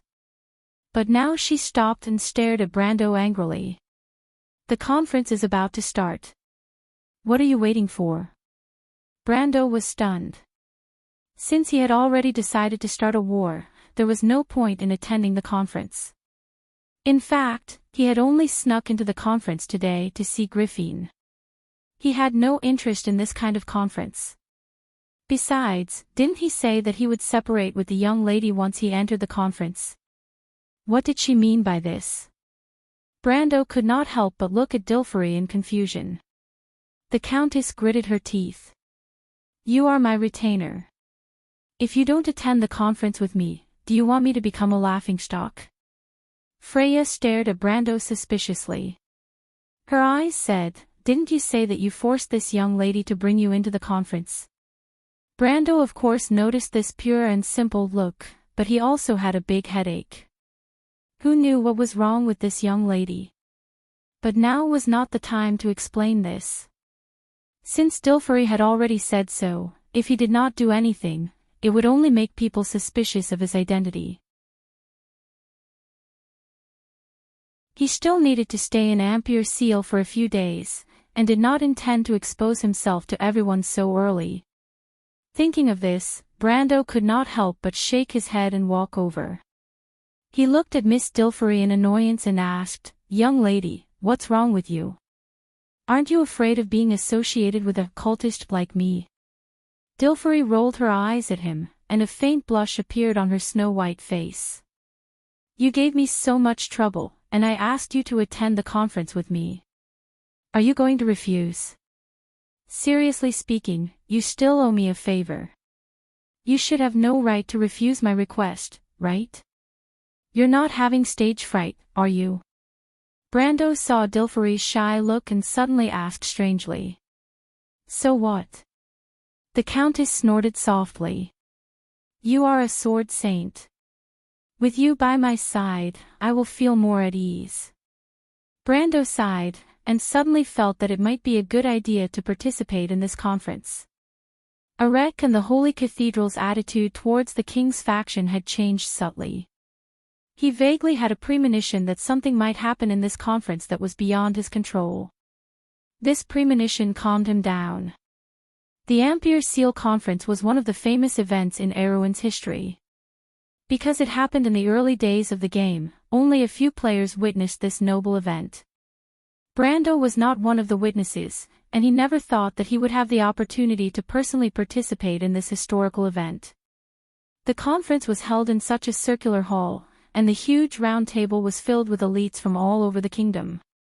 There was no light in the hall, only a ray of natural sunlight hanging down from the vault. In the soft light, dust floated up and down, forming a sharp contrast with the surrounding darkness. For a moment, even the faces of the participants could not be seen clearly. Brando and Dilfari sat together on the south side, while the female knight, Nia, did not sit as a guard. It took him a while to get used to the light, and he could faintly see the faces of the nobles in the dark. Opposite him on the north side was the king's faction and the princess. Brando noticed that Princess Griffine was also paying attention to him, and his heart skipped a beat. On the other side was the cold-looking Grand Duke Erech and his entourage. This old fox from a military background was very shrewd, and Brando could not see the slightest useful expression on his sharp face. Below Grand Duke Erech sat Marquis Balta, who looked a little restless and nervous.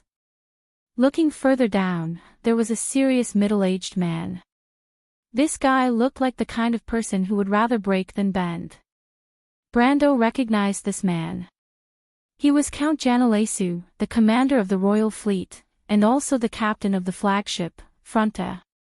He should be one of the few people who were loyal to the royal family, and he did not belong to the king's faction. He was not present in the morning, probably because he was delayed by others. Brando remembered this count and continued to look down. Then he saw the bearded Count Vito Kin and the ashen-faced Count Grey Mountain sitting beside him. These two people were also from House Cipher. Brando only glanced at them and then passed by them. Then, he saw a group of knights dressed in green warrior clothes. He was slightly startled and couldn't help but curse in his heart. These knights were none other than the Highland Knights. In fact, what really made Brendel cursed was that when he looked at the knights, the middle-aged man who was obviously the leader of the group turned his head back as well, as if he had noticed Brendel at a glance, and even smiled at him. Brando immediately cursed. His disguise as a Highland Knight could be said to be deceiving everyone, but he could not deceive these locals. Brando's mind suddenly spun rapidly, trying to guess what the guy meant by smiling at him. In fact, The Highland Knight rarely left the Karsuk province, and Duke Karsuk himself did not like to interfere with the kingdom's politics. He did not even plan to participate in this event personally and send a group of knights to be the ambassadors. Why did he send a bunch of Highland Knights? Aren't the ones in charge of diplomacy in Karsuk usually sent by wizards? Brendel cursed. Why did he send a bunch of Highland Knights? Aren't the ones in charge of diplomacy in Karsuk usually sent by wizards? He looked away guiltily, and then saw Duke Viro's diplomatic envoy on the other side.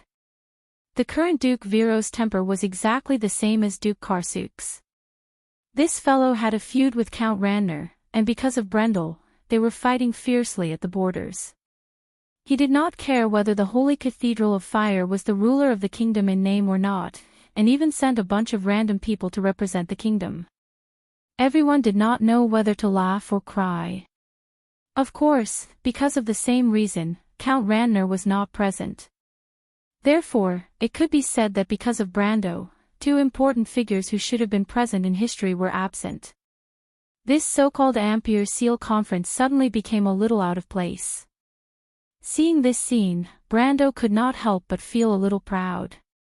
Although he did not know what was going on with the Holy Cathedral of Fire, no matter what, he still changed history, didn't he?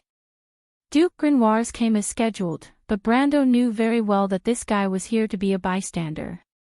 If he did not suddenly remember that he still had a stolen item in his hands and was about to sell it, Brando would have probably forgotten about this guy. Duke Cypher also came in person, followed by Prince Lu Ku. The eldest son of the king did not seem to be present. Brando narrowed his eyes. In theory, since House Cypher was here, House Covardo should have let the current eldest son of the king represent them. But the eldest son of the king did not come, which meant that this position was left to Griffin by default. Brando did not know why House Cypher would make such a mistake. Was it because they did not trust the credibility of the Holy Cathedral after the incident in the morning? Wasn't that assassination planned by you guys? Why are you pretending to be innocent? Brando could not help but think with some disdain. It was at this time that the last three participants finally arrived. The first person Brando recognized was the consul of Ampere Seal, but he did not care much about this person. This person was obviously here to be a peacemaker. He was more concerned about the representative of the Holy Cathedral. He looked up and saw that the first person to walk out was the bishop who presided over the conference. This person was insignificant, but the representative of the Holy Cathedral of Fire who walked out behind the bishop made Brando open his eyes. It was right to come this time. Brando's heart skipped a beat. The representative of the Holy Cathedral of Fire who walked out from the darkness was the current owner of the Anderla Cathedral, the Archbishop of Ampere Seal. But it was not Wood, but a man with deep-set eyes, a hooked nose, and a cold face. Brando recognized this guy at a glance. It was Archbishop Moros, the representative of the radical faction of the Holy Cathedral. He was also the high-ranking priest of the Holy Cathedral who was supposed to succeed Wood's position in 2 months. How could it be? Brando could not wrap his head around it for a moment. How could Moros have arrived in Ampere Seal so early? But he suddenly reacted. No wonder the attitude of the Holy Cathedral suddenly changed 180 degrees. Since Moros had already entered the Anderla Cathedral, it meant that Cruz was ready to intervene in Erewhon's political affairs. Wood must be in trouble. Brando immediately thought of this, but now was not the time to think about the trouble of the Archbishop. The question now was, why did Moros appear here in advance? In history, it should have been Wood who presided over the conference in Ampere Seal. Brando suddenly felt that the history he knew had cracked open a big hole, and something had changed forever. To be continued. If you like this work, you are welcome to come to Chidien.com to vote for me. Your support is my biggest motivation.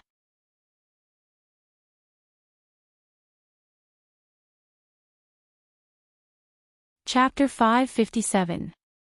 The Archbishop will be leaving Ampere Seal in 3 days. He is currently in his meditation room and is not receiving any guests, Miss Magadol. The guards of the Holy Cathedral were dressed in red robes, their silver breastplates glistening under the sunlight. They held spears in their hands, and although they had a polite smile on their faces, they did not look like they were going to bend the rules. The nun princess sighed softly. She turned around. The dome of the Holy Cathedral was bathed in endless light, but it seemed to reflect the last ray of light of the kingdom. In the hazy light, the sound of bells echoed, announcing the end of an era. In the Rockshby Palace, the 6 Grand Dukes and their envoys sat on both sides of a round table and began to divide up the remaining riches of the kingdom. Knives, forks, and fish were all on the plates. The buzz of discussion rose into the air, and the roof of the palace, supported by the black jade pillars, echoed with the sighs of thousands of years. Among the many different opinions, only one voice solemnly announced, since the founding of the Erewhon Kingdom, the late King Eric led the people to overcome all obstacles and built this glorious paradise from the wilderness. The late king made an oath that the fate of the kingdom would be decided by the nobles and the people together. Today, the kingdom is once again facing division.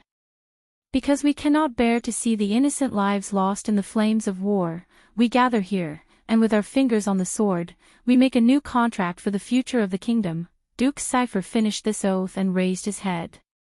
The hall was as silent as the winter snow. His eyes shone with a cold and wild light. My colleagues here, if anyone still agrees with this ancient contract, please raise your hand with me to prove that the blood of the nobles of the Erewhon Kingdom flows in your veins. After he finished speaking, he slowly raised his right hand, as if he was holding a sharp sword in his hand and pointing it to the sky. The giant beast in the shadows bared its sharp teeth. The hall was filled with a collective noise. Except for the 2 Cruz bishops, everyone stood up and raised their right hand. Just like their ancestors did in the wilderness, the ancient nobles crossed their swords and made a sacred oath in front of the Lionheart sword. I vow to lead my people. I will lead them away from strife and slaughter, away from the arrogance and greed of the nobles of the empire. I swear that in order to not repeat this cold-blooded mistake of history, I will make the nobles of this new kingdom follow the spirit of the knight, fair and strict, upright and brave, benevolent and generous.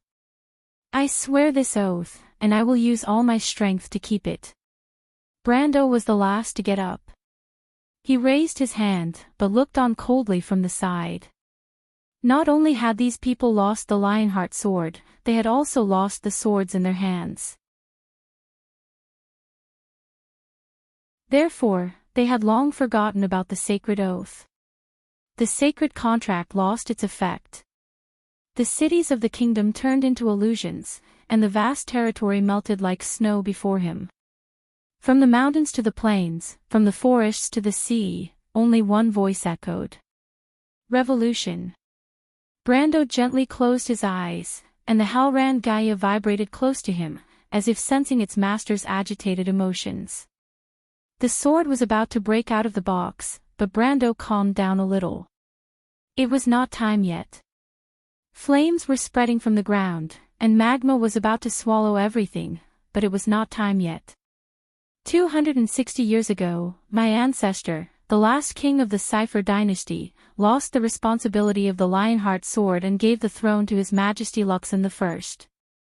He was also the founder of the Corvado dynasty, the founder of Erewhon's resurgence. It is undeniable that this wise king created the prosperity of Erewhon for nearly 100 years. However, 2 centuries later, the kingdom declined again, and history returned to square one. Duke Cypher continued, my niece, Princess Griffin, is the descendant of His Majesty Luxon I. Do you agree? As soon as he finished speaking, there was another round of discussion in the darkness. Everyone knew that under the high-sounding rhetoric, there was an unconcealable desire for power, but it was undeniable that Duke Cypher's words resonated with many people. It was undeniable that the Corvado royal family had an undeniable responsibility for Erewhon's decline. Everyone looked at the eldest princess of the kingdom. Princess Griffin raised her head without changing her expression. I don't agree with your words, Your Grace. There was an uproar. Brando looked at the princess. He knew that she had a noble wish in her heart, but she had no choice but to submit herself to the mud. He wanted to see what she would say, and how she would support Erwin's fragile faith in the darkness. Compared to the 10 years after Erwin's death, this was undoubtedly the darkest moment before dawn. Erec was still expressionless, and he did not say a word. Almost everyone was on Duke Cypher's side, and the princess was like a lone boat in a storm. The royal faction, which seemed to be in harmony with her, could not even make a weak sound. So, House Corvado intends to abandon everyone and stick to their own course. Duke Cypher's expression was cold, and his voice was as sharp as thunder. The Corvado royal family will fulfill their responsibilities as royalty, but if someone wants to break the promise of the ancestors, I will not take a step back, Griffin replied fearlessly. What did you say? According to the agreement, my brother is the rightful heir of the kingdom. No matter how eloquent you are, my uncle, you cannot change this fact. As for my brother, the Corvado royal family will not allow someone who killed his own father to ascend the throne, let alone my stepmother. As long as I am alive, I will not allow her to break the sacred agreement with those despicable people and frame Erwin. The moment the princess said this, the hall became so quiet that even a pin drop could be heard. Even though everyone knew that there was something fishy about Oberth VII's death, they didn't think that the princess would be so unyielding as to reveal such a shameful matter in front of everyone. Duke Cypher sucked in a breath of cold air, and his face turned pale. Nonsense! Duke Cypher shouted angrily, Your Highness, please maintain your dignity. Maintain my dignity. Griffin seemed to be enraged. She gritted her teeth and clenched her fists. Your Grace, you want me to maintain my dignity. Then let me ask you, who was with my father when he was dying? Then let me ask you, when my father secretly sent me a secret letter asking me to save him, where were you when I was stopped outside the palace? As a daughter, you could only watch as your father died at the hands of despicable people. Your Grace, do you still want me to maintain my dignity? Her voice was close to sobbing as she spoke. Everyone saw the strong princess actually shed tears.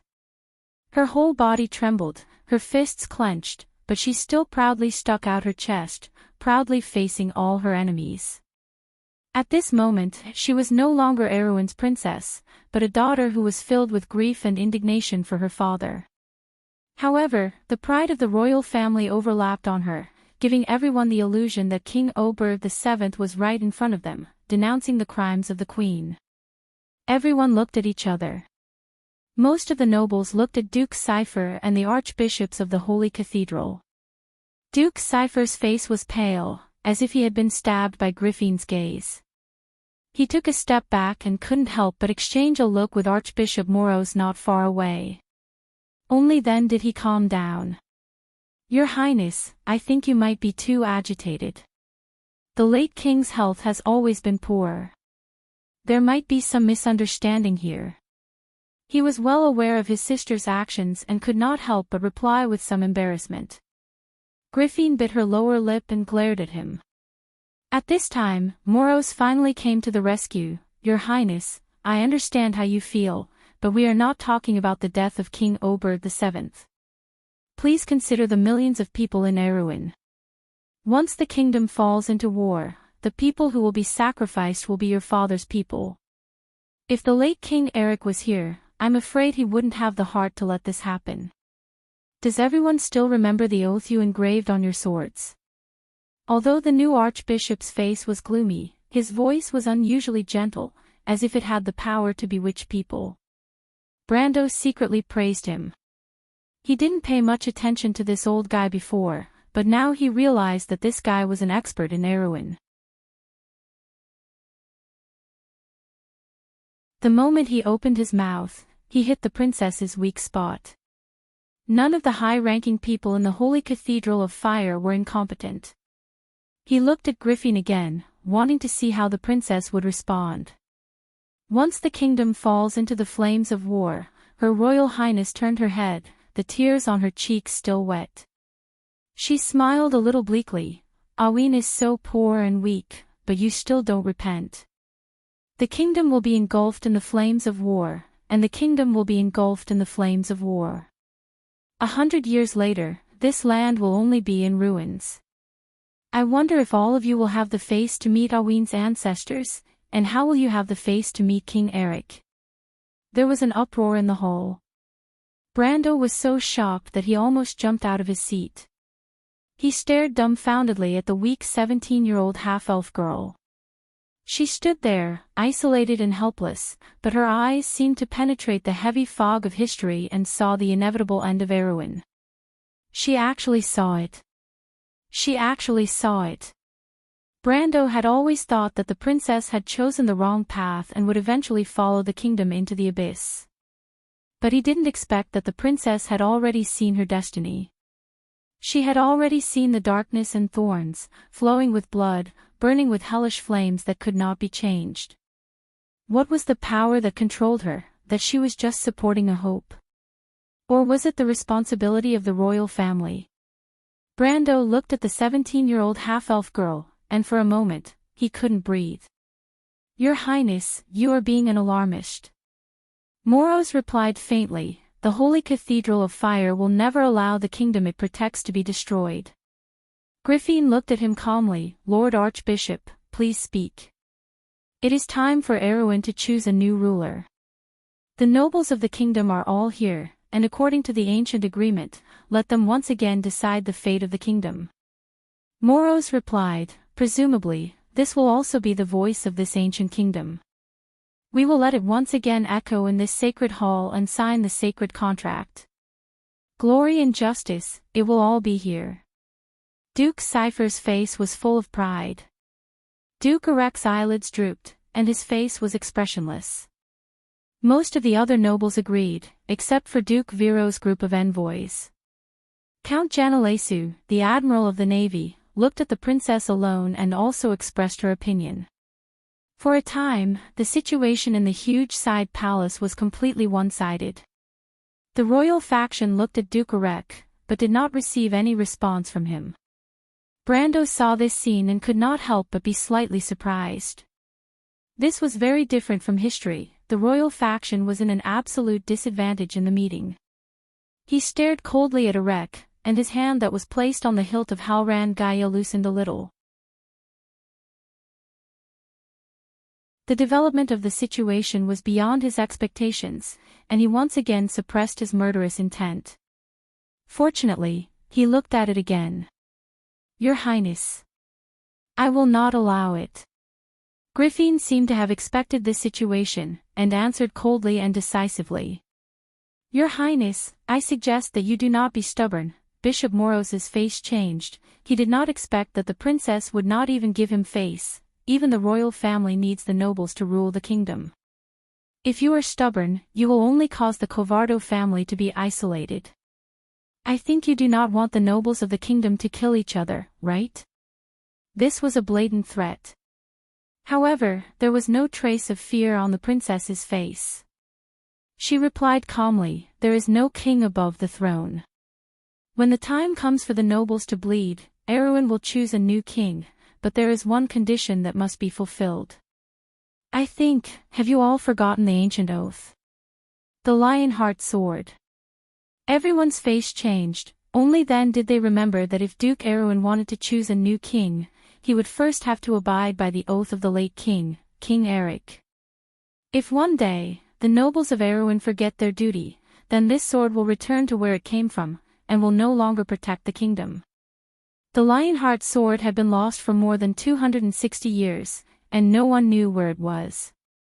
This sword happened to be lost by the Cypher dynasty, and it was also the reason why the last king of the Cypher dynasty passed the throne to the Covardo family. As long as the sword did not return, it meant that the Cypher family did not have the right to reclaim the throne. Everyone was stunned for a moment. The oath of the late King Eric was a heavy shackle that locked the hearts of the nobles of Erwin. It was the foundation of the Erwin kingdom, and no one dared to deny it because it was tantamount to denying the existence of the nobles. When the princess said this, the hall suddenly became so quiet that even a pin drop could be heard. Then, everyone suddenly remembered something. Everyone present turned around and looked in the direction of Brando. To be exact, it was Countess Yenbao, Dilferi.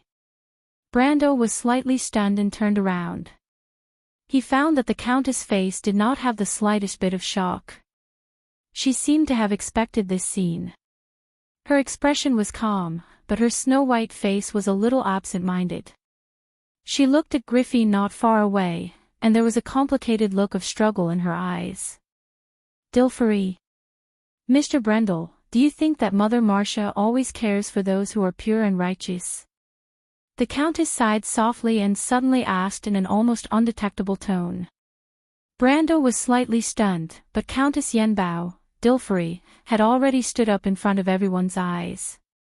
She wore the glorious emblem of her family on her chest, the emblem of a broken sword. Brando looked at the emblem and suddenly remembered something. A rumor about the kingdom's most mysterious family. His expression changed, but the Countess had already said to Princess Griffin in the distance, "The House of Swords greets the King of Erewhon. Your Highness, 3 months ago, the Lionheart Sword's throne was broken, and it is time for the kingdom to choose a new king." When Dilferi answered this, her body could not help but tremble. She was Griffin's best friend, but she knew that when she said this, she was hurting her. "I'm sorry, Griffin. I don't know why this happened either. When the throne was broken, the House of Swords lost its meaning of existence. Your Highness." The Countess could not help but cry after she finished speaking. "It's all right, Dilferi. The kingdom will bring glory to you once again. The Lionheart Sword will never let down anyone who is loyal to the kingdom and its people." Griffin smiled. She raised her head and saw Duke Cypher, who had a victorious look on his face, and Moros, who had a gloomy face. "Your Highness, the truth is in front of you," Duke Cypher said proudly. Duke Cypher said proudly, "The throne of the sacred sword has been shattered. It is meaningless for the royal family of Covardo to remain on the throne. It is time for the kingdom to choose a new king. According to the sacred agreement, now is the time to return the choice to the nobles of Erewhon." Moros nodded. "Is that so? Then who do you think will be the new king of Erewhon?" Princess Griffin suddenly asked. Of course, Duke Cypher immediately opened his mouth. He knew that the nobles present had long been suppressed by the Holy Cathedral. Even Duke Arek was no exception. The Holy Cathedral supported House Cypher to regain control of Erewhon. Now, it seemed that even the will of the heavens was on his side. The shattering of the sacred sword proved all of this. He was full of himself and was only waiting to say the name that could not be changed. But at this moment, Duke Cypher opened his mouth as if he had seen a ghost. He realized that he could not continue speaking. This was because he saw a girl. Or rather, a female trainee knight. The female knight was standing next to the princess. Duke Cypher felt that she looked familiar. Right, the girl's face vaguely resembled the famous scepter of fire, Everton. Could she be his descendant? But this was not the key. The key was the sword in the female knight's hand. The sword was 4 feet long, and the guard was like a pair of spread wings. A golden lion was biting the edge of the sword, and the blade was as cold as a pool of silver. The blade swayed slightly as it was raised high. The light on the sword was like the first ray of sunlight when the snow melted in winter. It flowed into the eyes of everyone present. The sacred Lionheart sword. This is impossible. Someone in the crowd could not help but scream. If one day, the nobles of Erewhon forget their duty, then this sword will return to where it came from. It will no longer protect this country. But as long as there are people who are loyal to the oath on the sword, it will still protect everything that belongs to this glorious land. The House of Covardo has never forgotten the oath of the late king. I wonder what the rest of you think. Princess Griffin looked at the sword and was a little intoxicated. But she turned around and asked in a cold voice. No, Duke Cypher was a little incoherent because of this dramatic scene. No, this can't be true. The sacred Lionheart sword has been lost for more than 200 or 300 years. There is no trace of it. There is no way they can find it. Archbishop Moros, please believe me. This must be a fake. Archbishop Moros turned around and stared at Princess Griffin with his sharp eyes. Your Highness, can you prove that the Lionheart sword in your hand is the real one? Archbishop, are you suspecting that I am lying in this situation? Princess Griffin asked coldly. No, Your Highness. I am just maintaining the strictness of a notary. Princess Griffin frowned. For a moment, the hall fell into silence. The sacred Lionheart sword was like a symbol of Erewhon. No one thought that the Archbishop and Duke Cypher would dare to deny it in front of this sword. Some of the sharper ones immediately realized that the conflict between the two sides had reached a point where they would not rest until one of them was dead. Everyone stared at the princess and Duke Cypher, wanting to see the final result of this confrontation. Even Duke Erek raised his eyelids slightly for the first time. At this moment, a steady and solemn voice sounded from outside the hall. I can prove that this sword is the real Lionheart sword. Everyone was shocked and turned around at the same time. The door of Rockshby Hall opened, and a figure stepped into the hall through the flowing sunlight. His back was facing the light, and the light was like sharp swords behind him. Everyone could not help but squint their eyes. However, these sharp swords dissipated one by one, and then everyone saw the person who came. It was a knight wrapped in emerald green armor. Ah! Countess Dilfery was stunned for a moment. She sat down on a chair in a daze. How is this possible? This is the Knight of the Lake. Brando also stood up from his seat. He suddenly felt that history was too strange. To be continued. If you like this work, you are welcome to come to Chidien.com to vote for me. Your support is my biggest motivation. You're tuning into the LoveLore Library YouTube channel. We're so grateful for your support, and don't forget to subscribe to join us on this incredible journey through captivating stories. Your generosity through donations truly makes a world of difference, as it's the primary source of revenue that allows me to expand and enhance this channel for you. Thank you from the bottom of my heart for being a part of this adventure.